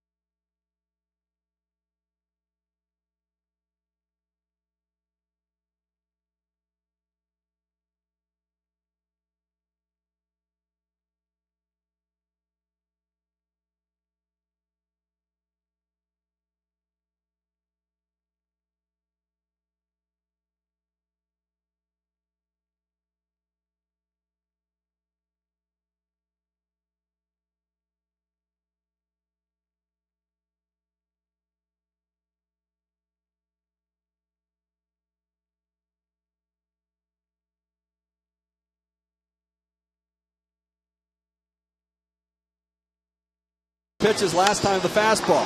Well, tonight the fastball was effective. Look at him hitting his spots, coming inside to Matt Kemp right there, going down and away to Andre Ethier there for a strikeout, and then the breaking pitch that he didn't have the first start against the Padres. Carlos Ruiz guiding him to get that ball down to the zone, getting Randy Wolf right there with a breaking ball. So he was able to, I think, take his breaking pitch to a better level this time around. So a step in progress for the young 23-year-old left-hander.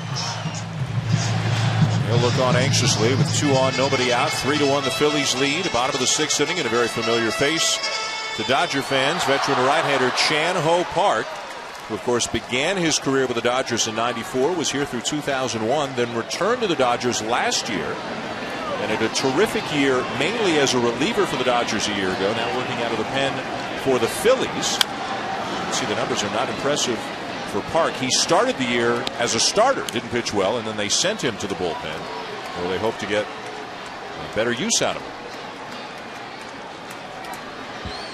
Park had a great year for the Dodgers out of the bullpen, but he believes he's a starting pitcher and had an opportunity to make the Phillies team. Had a great spring.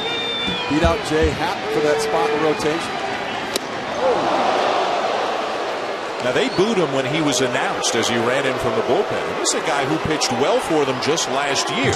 Booing him more now that he almost hits Matt Kemp with a pitch. He just has not been able to find a groove with the Phillies. Yeah, the role hasn't been the issue, I'd say. He's been consistent. Yeah. Although you look at the stuff, Joe, it still looks really well. He's got good movement on fast, but I don't think the velocity is what it was before. But he's got some good movement when he gets the ball down. I think his problem is one that a lot of guys have who can't overpower you, is location. It just seems like he doesn't have the location that I remember him having before when he was pitching so well. First and third, nobody out. 1-2, breaking ball down to third. To second one. To first in time for the double play. In to score is Blake. Kemp is livid that he was called out. It's 3-2. And Joe Torre's going to come out and argue the call with first base umpire Chris Guccione. Kemp, a very emotional guy. He wears it on his sleeve. Mariano Duncan has a problem with the call as well. Well, not a crisply turned double play. It was a perfect double play ball, but it looked like Utley had trouble getting it out of his glove, and it took a little longer to get rid of it.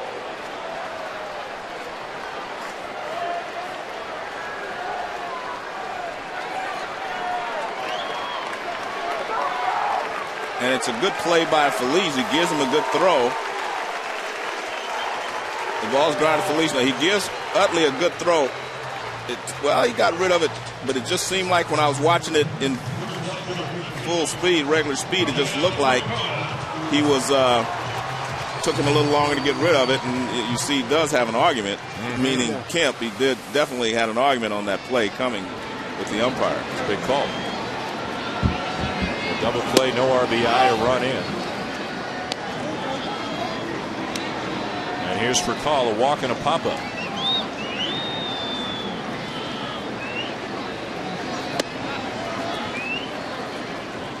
Chan Ho Park, it looks like he's throwing everything uphill, which means he's kind of guiding and leading with casting the ball with his elbow out front. You want to get angles down in the zone, and it looks like everything's flattened up in the zone. 2-0 pitch hit high in the air, center field, right at Victorino to end the inning. The Dodgers get a run back, and at the end of 6, it's now the Phillies leading 3-2.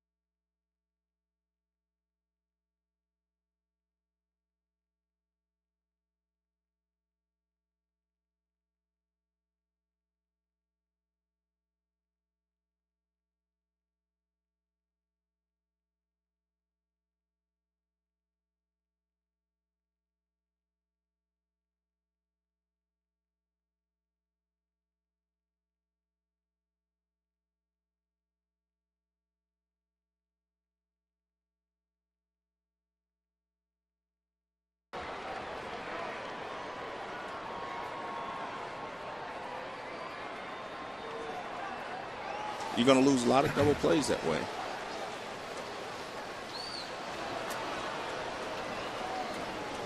Top of the 7th inning here at Dodger Stadium. It's the Phillies 3 and the Dodgers 2. This game, like the others in this series, close, low-scoring affairs.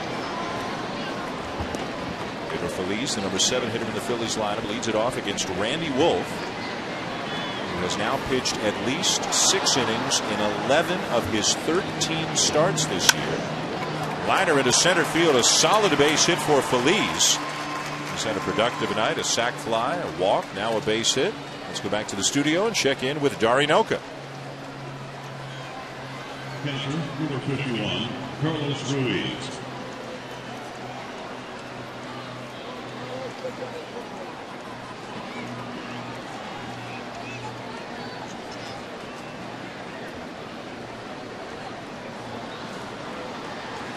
All right, Dari, thank you. Back here, a 1-run game. Phillies over the Dodgers in the 7th. Leadoff man aboard for Carlos Ruiz.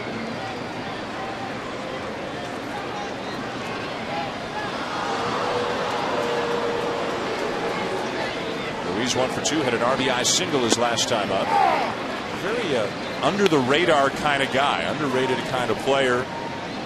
Swings the bat nicely, doesn't get a lot of attention for that. He even steals some bases more than most catchers, but handling the pitching staff, the job he did with Bastardo tonight. Rips the ball deep left field. Pierre back. Pierre at the wall. It is gone. A deep drive to left and a 2-run home run for Ruiz to make it 5-2 Phillies. I mean, you're pretty good. Right on cue, huh? Right there. I was seconding everything you said, but you threw it out there.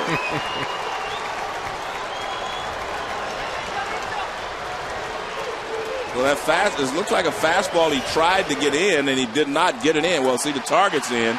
You see where the ball is. That's not in. That is not in. And as soon as he hit it, I thought it was gone. Nice compact swing there. Good hands, everything. That ball's well out of the ballpark. And here's Chan-Ho Park to bat. So Charlie Manuel's going to use Park obviously in the bottom of the 7th. Now remember the extra innings game yesterday. Durbin pitched more than 2 innings. Madsen threw, I believe, 25 pitches yesterday. Lidge has pitched 2 days in a row, has blown the save each of the last 2 days. So maybe somebody's unavailable because it wouldn't be a typical spot for Park to stay in the game and continue to pitch. Activity now in the Dodger pen. The left-hander is Leach, Brent Leach, and the right-hander is Guillermo Mota. Well, it is a way to save some arms and some innings in the bullpen. I think that one of the things Charlie Manuel's tried to do, where he's had to use the bullpen more this year than he had last year, he's tried to limit the number of appearances. And that means that you do things like this, where rather than burn Park today and then burn another pitcher, you take him through, let him hit with a 3-run lead, and hope that it holds for the bullpen. Well, I think if you have a 5-2 lead in the 9th inning, I think you still put Lidge in there. Oh yeah. You try to get him an easy save, to get his confidence back. Because right now, that's the biggest problem I think Lidge has, is his confidence. It's not easy being a closer, and especially when you start to struggle a little bit. I was raised to remember something Dennis Eckersley said. He said, sometimes you tame the tiger, other times the tiger will eat you. And that's what happens when you struggle. You're the guy. You're the last line of defense.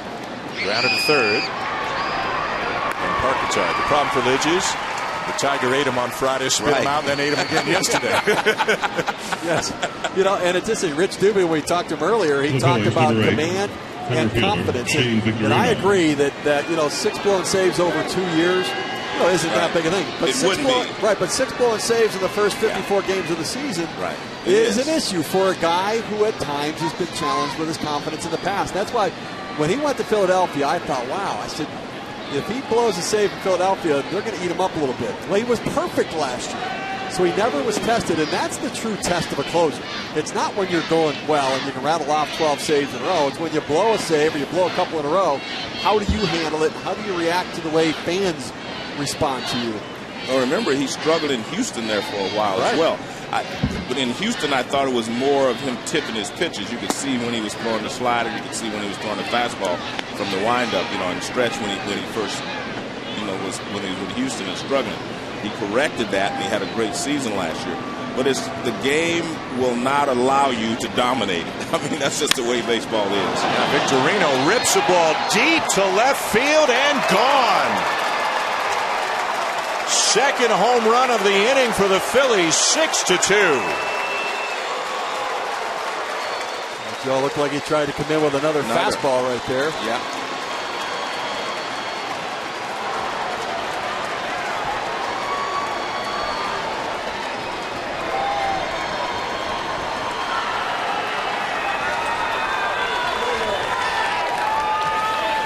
Talked about earlier that fastball, he didn't come in with it. He set up away, but it just drifted back out over the plate, down in Shane Victorino's wheelhouse. Goes down and gets that ball, stays behind it, and it gets out of here like a rocket. He knows it as soon as he hits it. A lot like Carlos Ruiz, when it was hit, you knew it was out of the ballpark. Just a matter of how far that went. That was a little guy hitting when he hit that a long, long way. And then you wave to the crowd on your way back to the dugout. Joe Torre's made the move after the Victorino home run. Wolf is out of the game. The Phillies have broken it open here in the 7th.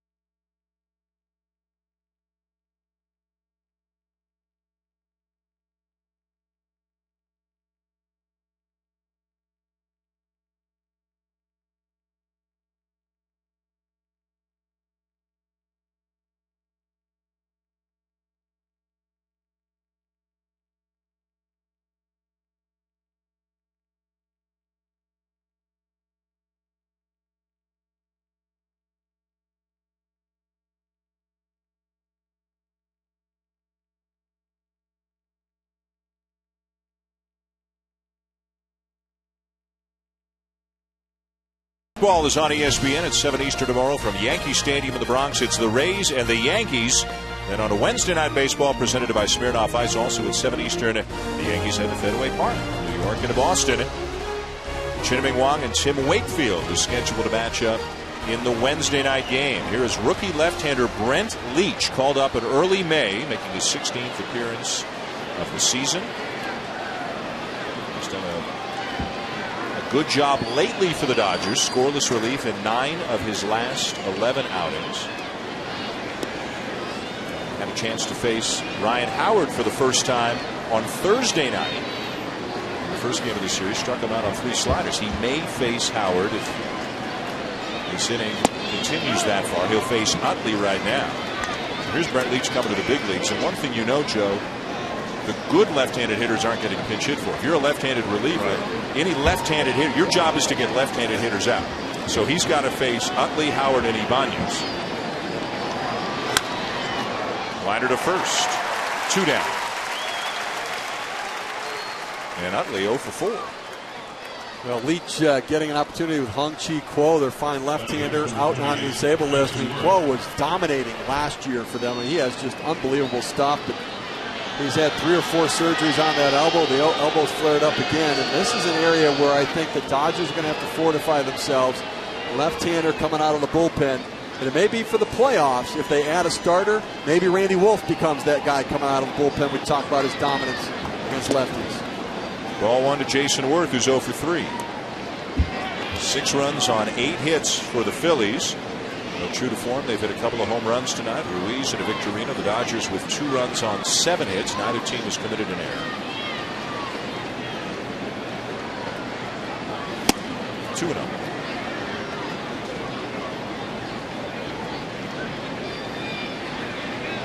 Randy Wolf goes 6 1/3. He gives up 6 runs, all earned on 8 hits. Ruiz home run. Really the big one, the 2-run shot that blew it open. Victorino followed up a couple of batters later with a solo home run. Philadelphia, after this game, they'll fly cross country, have an off day tomorrow, and then finish up their road trip with a series against the Mets. Grounded to third, Blake. And the inning is over. But the Phillies get 3. 7th inning stretch here in L.A.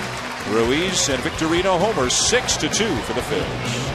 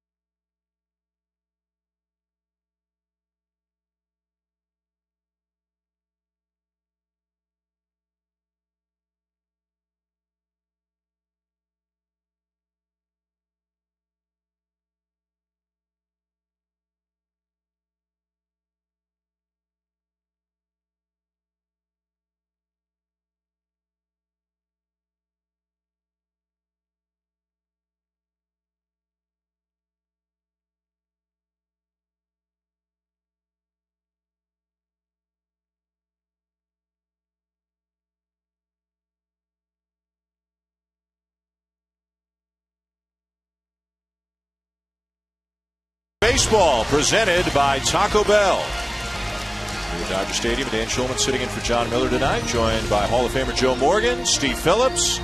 6-2, Phillies over the Dodgers. A couple of home runs for the Phillies tonight. The Dodgers just 2 runs tonight. These 2 teams are the top 2 offensive teams in the National League, but they go about it in very different ways. The Dodgers don't hit a lot of home runs at all. They get a lot of base hits. They keep moving around the bases, whereas the Phillies are more likely to take you deep. They lead the National League in home runs and lead the National League in slugging, doubles, runs per game. The Dodgers lead the National League in batting average, on base percentage. So each team is really going about it playing to its strengths. And look at this, the Phillies get twice as high a percentage of their runs via the home run than do the Dodgers. Which approach, Joe? I mean, if you had to choose an approach, You choose one, or do you just say, hey, this is what we are? Well, I say this is what you are, but I'm a firm believer, as I've argued with people for 100 years, that in the postseason, you have to be able to manufacture runs on occasion. You're playing against better pitchers. They're not going to give up as many home runs as you would hit during in the regular season. So therefore, you're going to have to figure a way to get another run here or run there. So I like the way that the Dodgers can manufacture runs. But let's face it, everybody likes the home run. So when Manny Ramirez comes back, exactly, the home runs will go up for the Dodgers. They'll go up for the Dodgers, but I mean, they weren't that much higher. I mean, when Manny Ramirez was there, I think they were getting like 24% of their runs from the home run. So, I mean, they're still a manufacturing team, even with Manny Ramirez. But to me, what it shows, when you want to construct a team, there's a number of different ways you can do it and still put a winning product on the field. And there's some part of the Phillies built tailored to their stadium, which is a home run hitter's park. And this ballpark, not such a home run hitter's park. Ausmus pops it up, shallow right, near the line, worth the catch, one down. Well, the Phillies, I mean, you talk about the power production. Well, part of the issue for them has been the starting pitching this year. You know, when they've scored 3 or fewer runs this year, they have struggled. A 1-17 record. You look at that, and they just got the one win. I think it was the Cole Hamels victory the other day. It was their first win when they scored 3 runs or less. You see, 36 games, second most in the National League. The Dodgers have the most games when they've scored 4 or more runs, and hence the 2 most productive offensive teams in the National League. There's Blake DeWitt coming up as a pinch hitter in the pitcher spot. DeWitt just recalled from the minors today, an infielder. Eric Milton, the starting pitcher, was put on the DL with a strained back. The Dodgers have some off days coming up tomorrow, Thursday, and again next Monday, so they won't need a 5th starter. So the Dodgers opting to disable Milton, and they'll get an extra bench player in there. DeWitt's a guy who's been up and down over the last couple of years. I think this points out that there's more than one way to do something in baseball all the time. Let's go back and look at the managers. Joe Torre is different than Charlie Manuel. Right. Joe Torre is kind of Madison Avenue. He does commercials. He likes to be out in public speaking. Manuel doesn't. He doesn't. He's the kind of guy that he just loves baseball. And the key is that both of them get the trust of their players. I think that's the key right there. The players trust both of them. And I made a point earlier. I said if Charlie Manuel was managed the Dodgers, I think they'd still be in first place. If Joe Torre was managing the Phillies, they would be in first place because they manage the people. They manage the team that they have. And that's why they are 2 different teams. And they're both winning, and they're both getting the job done. You know, it's like there's never a chance where you have to throw a fastball. You can throw some other pitch. There's always another way of getting the job done. And if you can get a lot of home runs, hey, it works for you, that's fine. Or if you are like the Dodgers where you put string hits together, steal a few bases, do a few things, then that's fine as well. So there's always more than one way to win, and that's what makes this such a great game. It's interesting to me because Charlie Manuel in Hollywood just doesn't seem to work. I mean, Charlie Manuel lost I know what you mean. He lost 42 pounds. He should get paid for that. Yeah, right? I mean, that's a commercial waiting to happen. Exactly. He should get paid for that, but it's not in his nature to do it. Right. But when it comes to talking baseball, he speaks the same language as Joe Torre does, and when it comes to dealing with players, having played and understanding players, he really has an impact. And they trust him. I think that's the key. And remember, it's never been easy for Charlie. I mean, a couple of years ago, they were saying he should be fired. Then they finally overtook the Mets to get into the playoffs. And then last year, he led them to the World Series in victory. So, you know, it hasn't been an easy road for Charlie, and I've been a big fan all the time. Pierre drives the ball to right center field. This is past Victorino and all the way to the fence. Pierre will pull up with a 2-out double. His second hit of the night. Now, I found that interesting. Remember you asked Joe Torre about what he was going to do with Pierre. Joe sounded like, well, when Manny comes back, Pierre's going back to the bench. I don't know if that's going to work. I really don't. And if you're Ned Colletti, you're the general manager, you may have another idea of what to use this great asset for. Well, I'm putting together a video clip and a tape of him and marketing it, sending it around to other teams. I mean, I agree. I think they've got a real issue on their hand. And Joe Torre will handle it.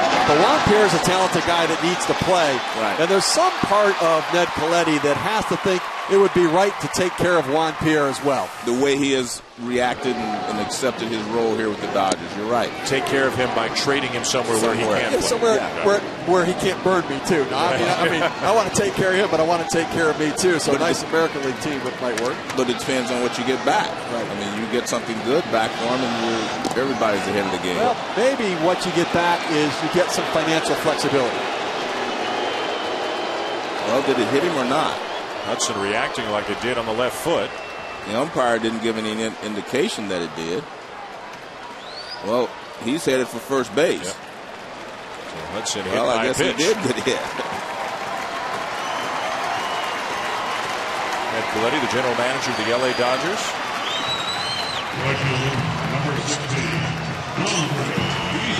Ned's done a terrific job for this team as well. You see the long stride, and he got out there, and looks like it might have just. He hesitated there for a second, didn't he? And then, so let me just walk around here. That's an ugly accusation, Steve. Well, the umpire didn't make a call right away. It wouldn't make him a bad guy. If he steals here, then we got something. First and second, 2 down. The Dodgers trying to get back into a trailing 6-2 here in the bottom of the 7th, and they've got the right man at the plate right now, and Andre Ethier. If you haven't been tuned in to Dodger baseball the last couple of days, Friday night, a game-winning 2-run double in the bottom of the 9th. Yesterday, a game-winning home run in the bottom of the 12th. Inside of the knees, a ball and a strike.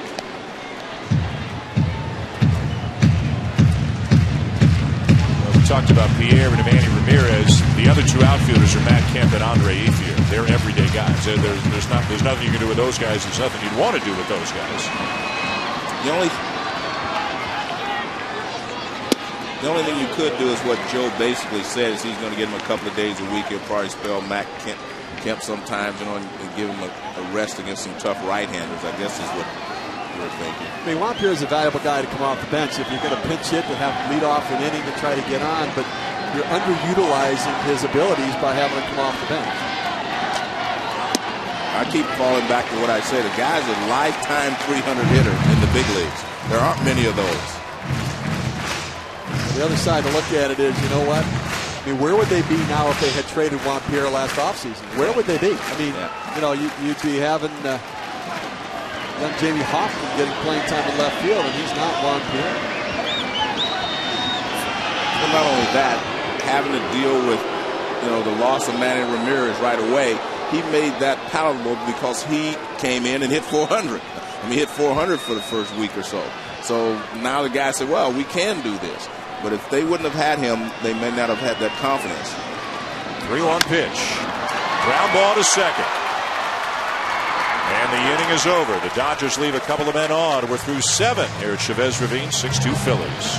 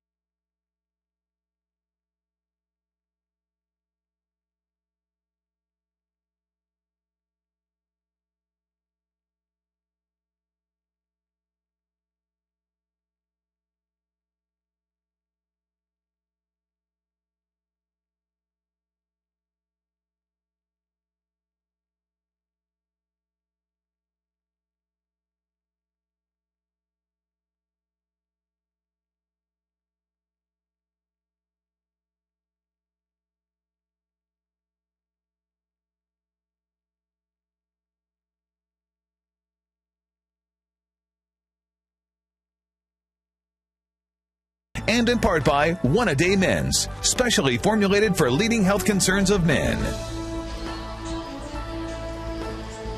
Welcome back to Los Angeles with Joe Morgan, Steve Phillips. I'm Dan Schulman. Sunday Night Baseball presented by Taco Bell. Downtown L.A. is a busy, busy place.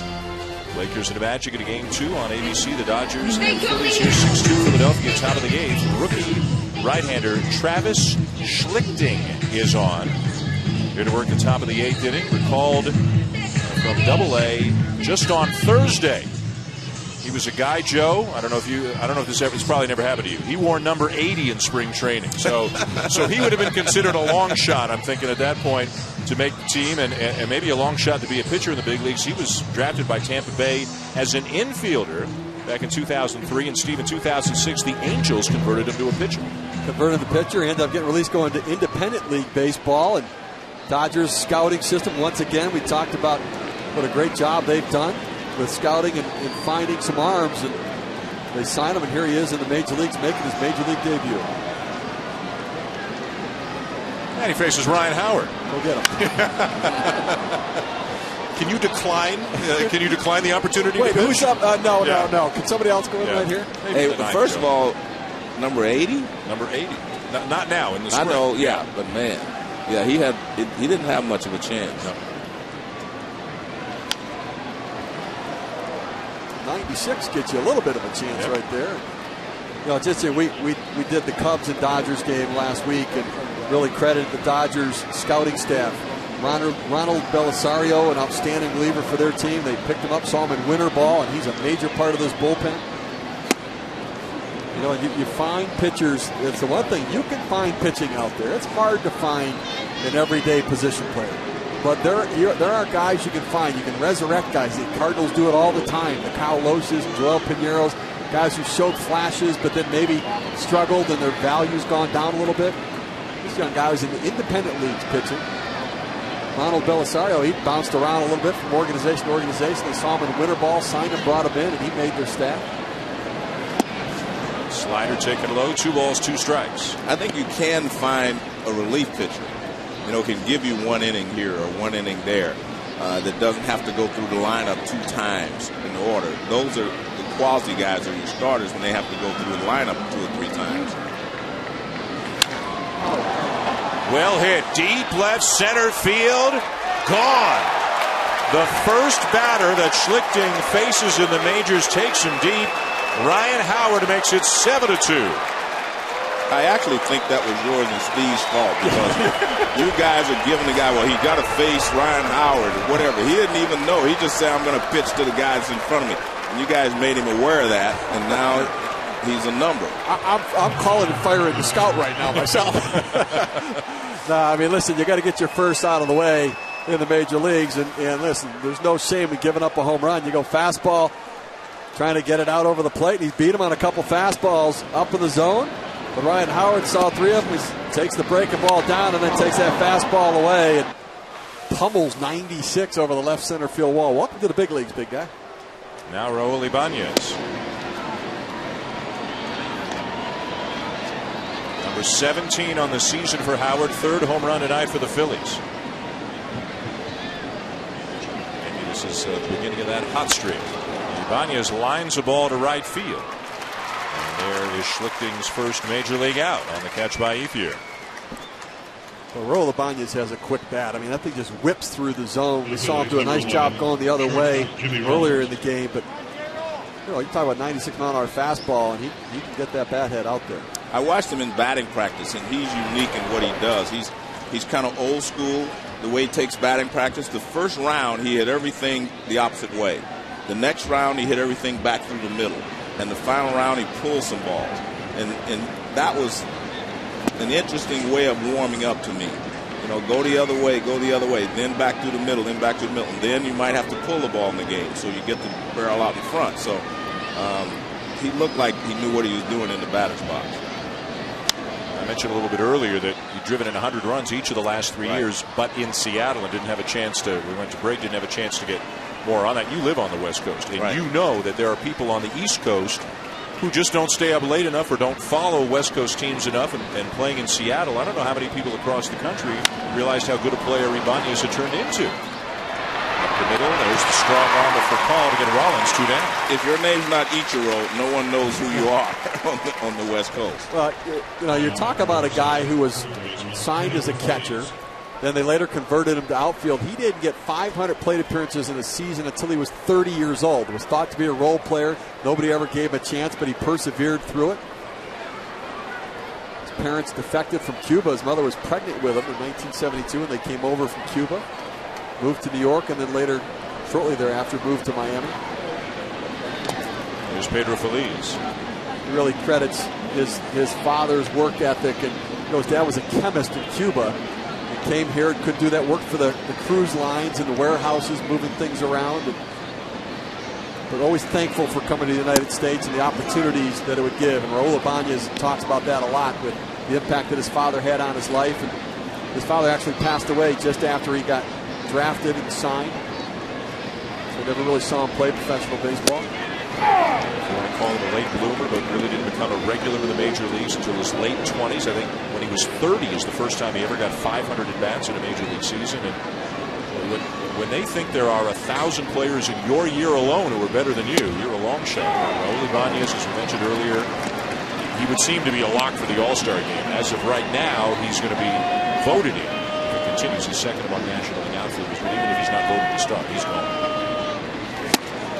Feliz is gone and the inning is over. The home run by Ryan Howard has given the Phillies a 7-2 lead.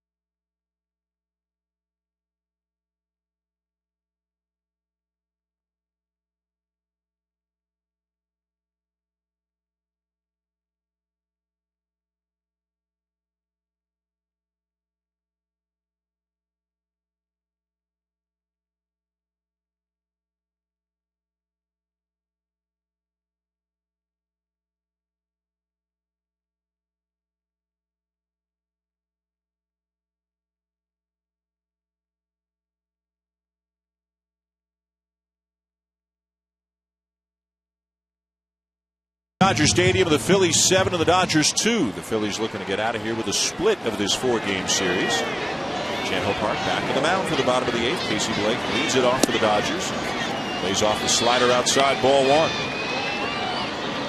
So Chan-Ho Park got some big outs in the 6th inning and then gave up a double hit about him in the 7th inning, but didn't give up any runs. So he's giving Charlie Manuel some innings here, preserving the bullpen a little bit after that 12-inning game yesterday. We talked about that Diamondbacks Padres 18-inning game. Well, after that David Eckstein home run in the 9th, the Padres did not get another hit till the 18th. So they had 9 no-hit innings from the Diamondbacks bullpen. Well, they were shocked after Eckstein hits a home run. They were shocked. I mean, you have to be. How about that? A no-hitter out of the bullpen. Fouled off, and Ruiz couldn't squeeze it, so Blake's still up there. Remember, in the college game that went that long, remember the guy pitched 12 no-hit innings? Like 30-something. Yeah. But one guy pitched 12 no-hit innings. Texas. Yeah. Again, the 1-2. And a breaking ball taken low. Blake, Loney, and Kemp, 4, 5, and 6 in the Dodger lineup coming up this inning. There've been some great college games so far. I mean, it's been exciting. Walk-off wins. In Arkansas that had that exciting win yesterday. Check swing, full count. College World Series, of course, coverage on the ESPN family of networks. Coverage begins on Saturday from Omaha. You're there for a couple of games, aren't you, Steve? I am, yep. Sure, doubleheader. Lazy fly ball into left center field. Victorino, one down, back to Darinoka in the studio.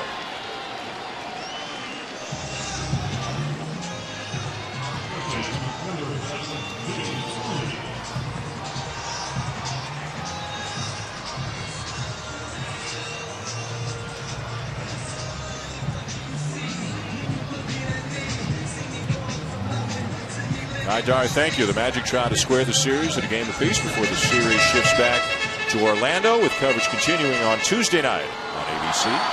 Here's James Loney, 1 for 3.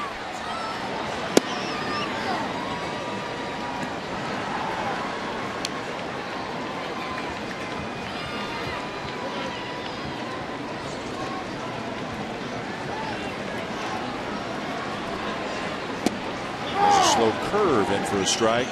0-2. Well, you can see it on the Phillies jerseys, and they wear it symbolically and literally on their hearts. The passing of Harry Kalas, one of the best known and the most beloved baseball broadcasters of this or any other generation. Hall of Fame player, recognizable voice. As Loney goes around, and he's gone 2 down, not only from baseball but from NFL films, and just a kind man who we've all gotten to know over the years, and you knew him well. You played in Philadelphia. Yeah, I knew him long before that. We started together in Houston. It was our rookie years together. He was a rookie announcer from Hawaii, and I was a rookie player for Houston. And we were friends 40-plus years. And he always called them the fighting fields. And that's, that was Harry Kalas. So a great loss for all of us who were friends with Harry, and, of course, for the Philly fans who got a chance to listen to him every day. And it was quite an honor. They were lying in state at the ballpark, which is unbelievable. Babe Ruth had that honor. Those voices of organizations. I mean, I grew up in Detroit. I learned baseball from Ernie Harwell, the great Ernie Harwell. And here in Los Angeles, obviously, Vince Scully is the guy that everybody points to. And you learn the game from your hometown announcer. Bob Murphy, the longtime Mets announcer, got to know him very well there. Harry's blazer hanging in the Phillies dugout. Take it on the road with them as well. Never far from their minds or hearts. Pretty cool.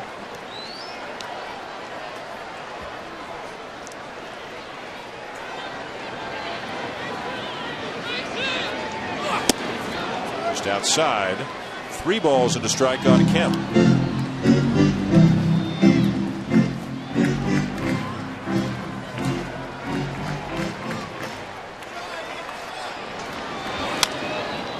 And a swing and a slow roll to the third. Feliz charging. And the inning is over. 7-2 at the end of 8. We'll let Harry Kalas take us to break.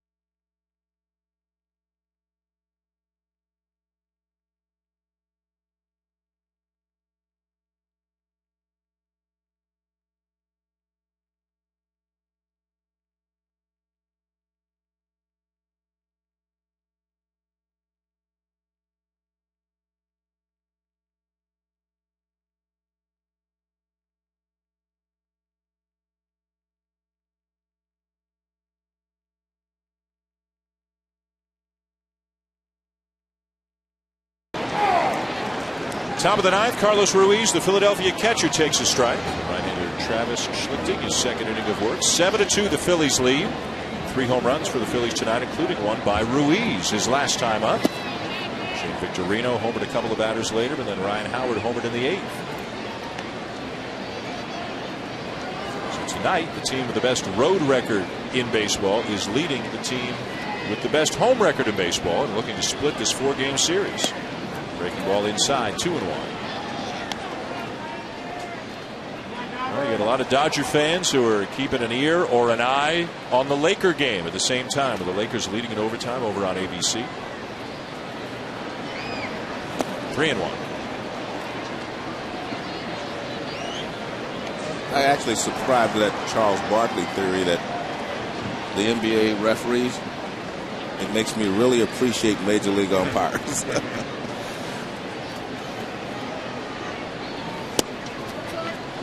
Outside, ball 4. Do you appreciate them more now than you did as a player? No, I appreciated them then. I really did. Yeah. I always appreciated it. Your attention, please. Pinch hitting for the Phillies. There's a pinch Number hitter coming up 19. for the Phillies now. Greg Dobbs is bat for Chan-Ho Park. Dobbs last year had just a great season as a pinch hitter, led the major leagues in pinch hits, but he has struggled so far this year. There was a point last year at the end of the season that talking to Charlie Manuel, they were thinking of playing Greg Dobbs in left field, giving him the playing time, let Pat Burrell leave and let Dobbs get the at-bats. They thought it might translate into more production. I think they made the right choice. Yeah. Ibanez thing's turning out. I mean, call me crazy, but I think they probably opted for the right guy. Joe, that's that great insight we get from having an ex-general manager in the league. Well, I'm just saying he's such a good pinch hitter. That's what you mean Ibanez's been pretty good too. The funny thing about this game, though, we're talking about Lidge early. He was 41 straight last year. He struggled. Dobbs was lights out last year. Those things, the tough things that are hard to accomplish here in this game, you don't do them year in and year out. I mean, pinch hitting is one of the toughest things in the game to do. You do not hit 400 every single year. I mean, it's just a very difficult job to do. Same with closing. That's why general managers turn gray, because you think you've put it all together, and then something some guy doesn't have that year. The bullpen particularly is the area where general managers make their most mistakes. I think that's where the fluctuation and the impact of innings pitched and appearances takes a toll, and it's hard to quantify what that's going to look like from year to year. Fly ball center field. Kept there. Dobbs retired, 1 down. Sports Center was next here on ESPN with Matt Winder and John Buccigross. And of course, that lead story will be Game 2 of the NBA Finals between the Lakers and the Magic. Also, a conversation with Roger Federer, who completed the career Grand Slam today, won his first French Open championship, and Tiger roaring back at the Memorial.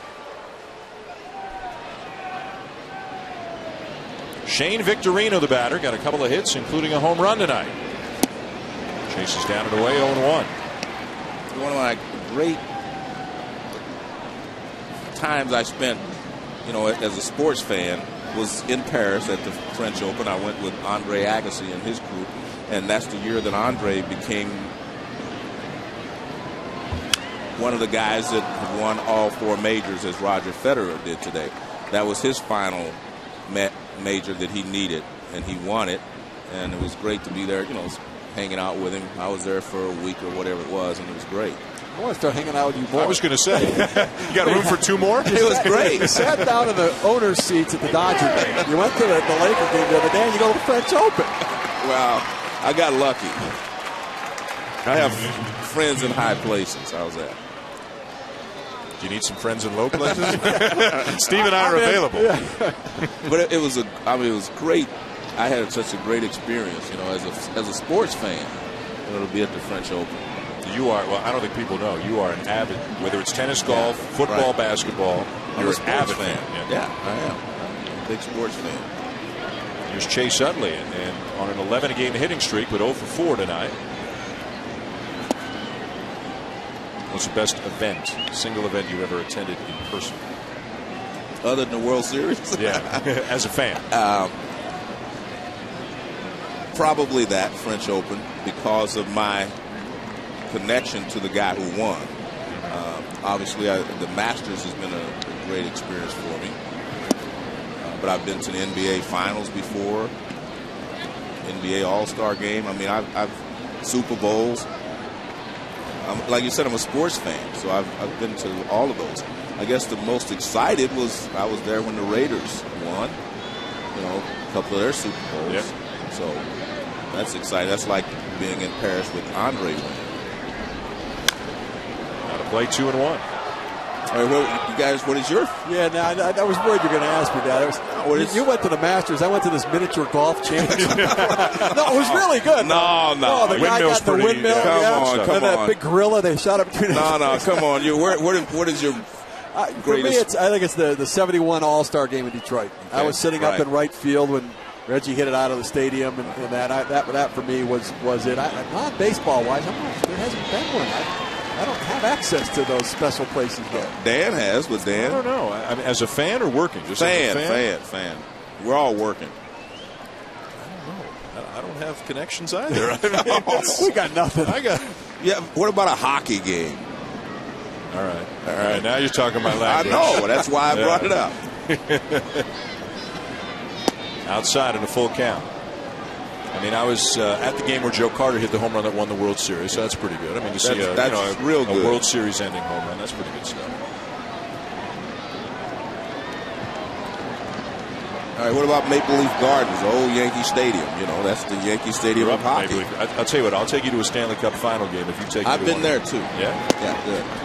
No, but I mean, I don't mean that wasn't that. I just said I've been to one because I love hockey as well. Can you let me have something? Can I get a little victory? No, I'm telling you, I love every sport. Yeah. I was there when the Devils were playing the Islanders, the Rangers, and Messier guaranteed to win. Right. I was there because I was pulling for the Devils the day that he was that 94. Yeah, but we were ahead. We were ahead. Well, the Devils. Who were we? Why are they a we? Because John McMullen, who owned the Astros, was one of my close friends, and so I was pulling for the Devils. You can hear the reaction here at Dodger Stadium. The Lakers have won. An overtime win, 101-96 over Orlando to take a 2-0 lead in the NBA Finals. Their coverage, of course, coming on SportsCenter right here on ESPN as soon as this game is over. Kobe Bryant finishing with 29. What did he have? 8 at halftime? Is that right? 6 at halftime, Marty Airman tells us, and finished with 29. At 29 and one handful of jersey. Of Courtney Lee. Yeah, at the end. 0-2 on Worth.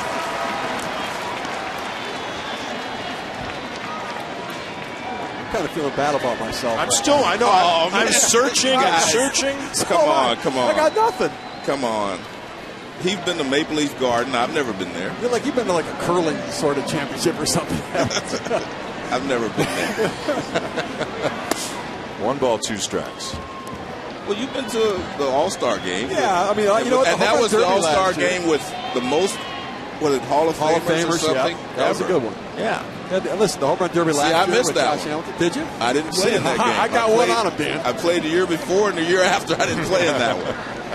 I voted for you. Okay.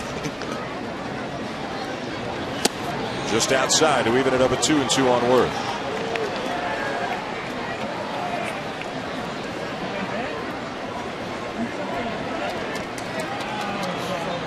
Seven to 2 Phillies, top of the 9th here at Dodger Stadium. So LA fans have gotten one win tonight with the Lakers winning, but their Dodgers are facing an uphill battle here. Down by 5 in the 9th, 3 home runs for the Phillies. We're still up there with a count 2-2. This game was close most of the night. The Phillies broke it open with 3 runs in the 7th. Hit a couple of home runs that inning. Carlos Ruiz, Shane Victorino, Ryan Howard added a home run in the top of the 8th. Rookie pitcher Antonio Bastardo going 5+ innings in line for the win. Randy Wolf would get tagged with a loss. Again, the 2-2 in the dirt, a full count, bounces away. Wild pitch, the runners advance.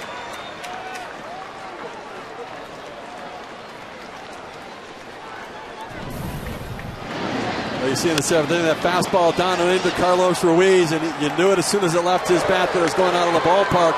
And then they set up with a fastball away, but it leaked back over the plate. It was the right-handers doing the damage to Randy Wolf in this one. Shane Victorino knocking out of the ballpark and waving to fans in family and friends in the stands. Working on that swing.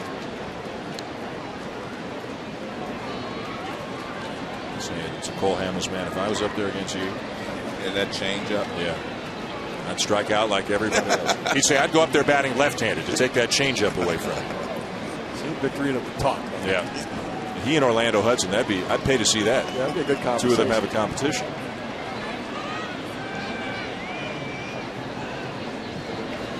3-2. High ball 4. 3 walks in the inning. The bases are loaded for Ryan Howard, who hit a home run off Schlichting last inning, the first Major League batter Schlichting ever faced, and Joe Torre's not going to give him a chance to face him again. I think that's a very wise move, though. You don't want to hurt this kid's confidence any more than it's already been shattered.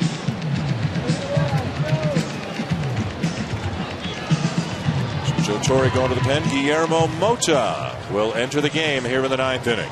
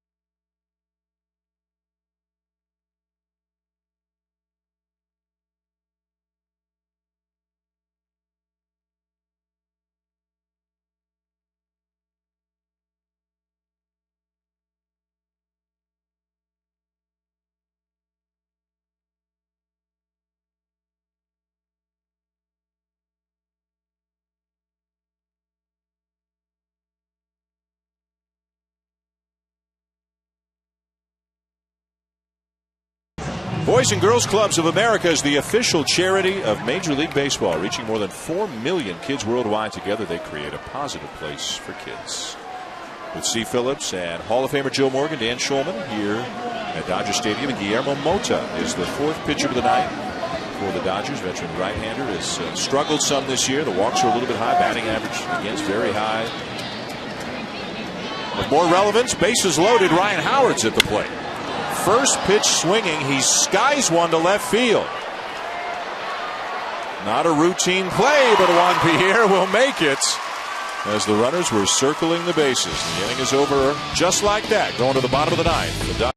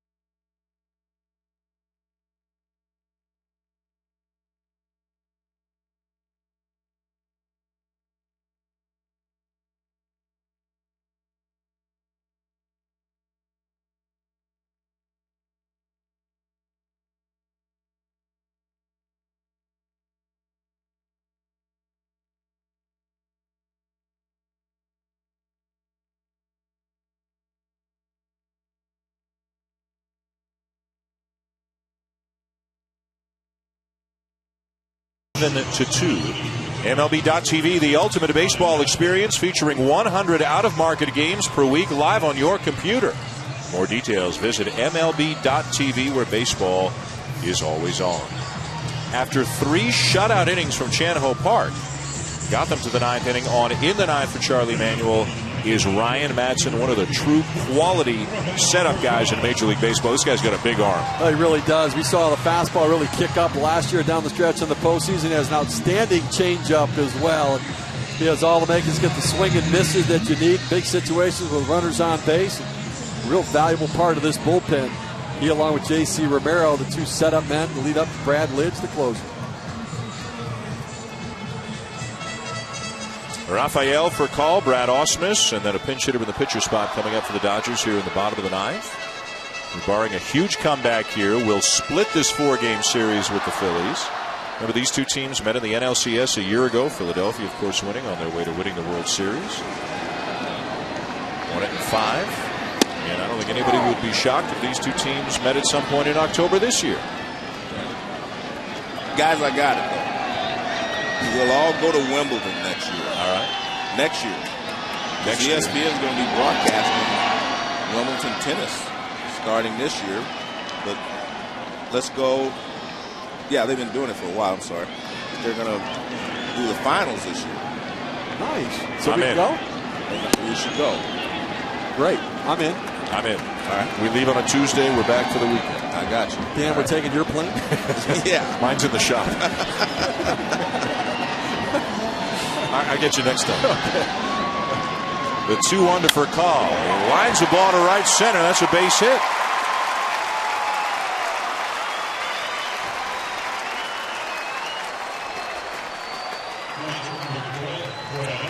Tonight's Chevrolet Player of the Game is Phillies catcher Carlos Ruiz. Chevrolet is proud to recognize today's best and tomorrow's future, supporting youth baseball nationwide. The numbers tell the offensive story.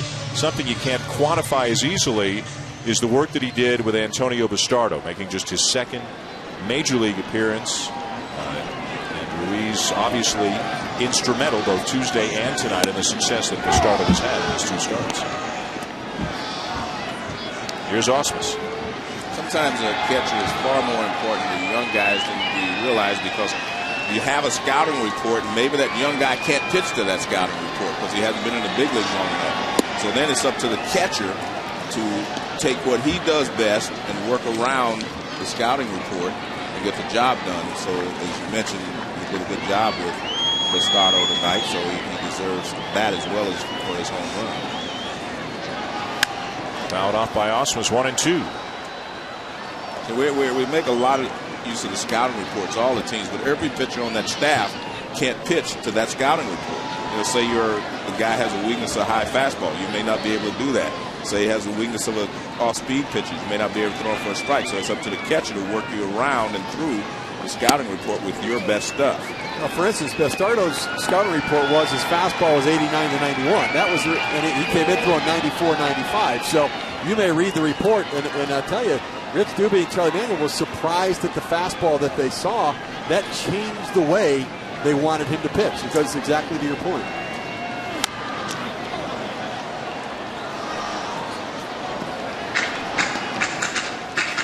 And most catchers, I think, if the starting pitcher has a good night, you win the game.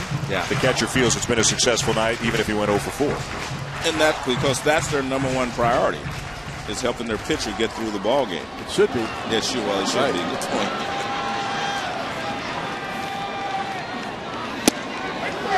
Strike 3 called. Ausmus knew it. 1 down.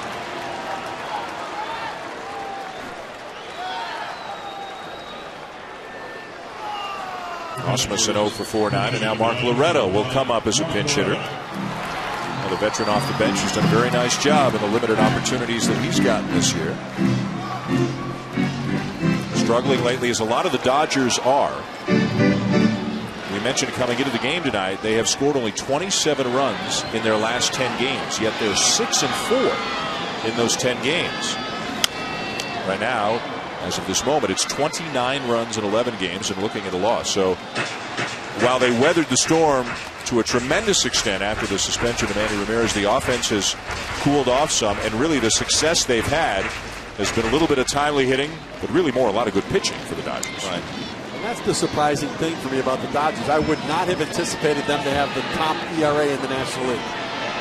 I thought that was going to be an area where I thought they were borderline. I thought, well, they've got just enough depth, but not the kind that's going to dominate you. But Chad Billingsley stepped in and really pitched like an ace, and he's been that guy. Clayton Kershaw's been up. Now they've lost Hiroki Kuroda since opening day. Just come back and made 2 starts, and they still have the best pitcher. Two guys who evidently we're not going to see tonight unless this game goes extra innings. Troncoso and Belisario. You talked about them a little bit earlier. They've come out of nowhere to be the 7th inning guy and the 8th inning guy. And that is such a gift. I mean, you need surprises during the season because you're going to have some disappointments. Some guys aren't going to have those big years. You need somebody to step up and surprise, and they've got that certainly in the bullpen. Loretta chases and loses the bat as he strikes out.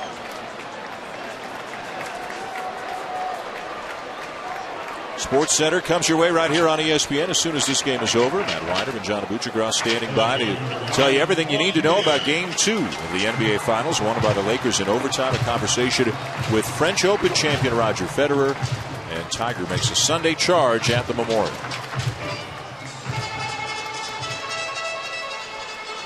So here the Dodgers down to their final out. It'll be Juan Pierre, 2 for 4, a single and a double.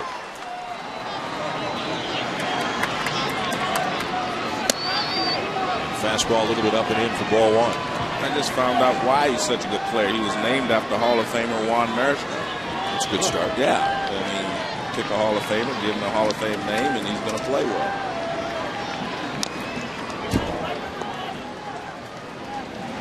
Known as one of the hardest workers in baseball at the ballpark. Very early on a game day, sometimes hours ahead of most of his other teammates. Maniacal in his routine. Wasn't it Pierre who said when he got traded to Colorado, somebody said, hey, that's pretty good as a hitter. He goes, no, now my fly balls will carry out to the outfield. Chopper back to the mound, and this one is over. The Phillies earn a split of this 4-game series here at Dodger Stadium. They beat the Dodgers in the Sunday night finale by a score of 7-2. Carlos Ruiz with a home run. Shane Victorino with a home run. Ryan Howard with a home run. And a combination of Antonio Bastardo, Chan Ho Park, and Ryan Madsen getting it done on the mound as the Phillies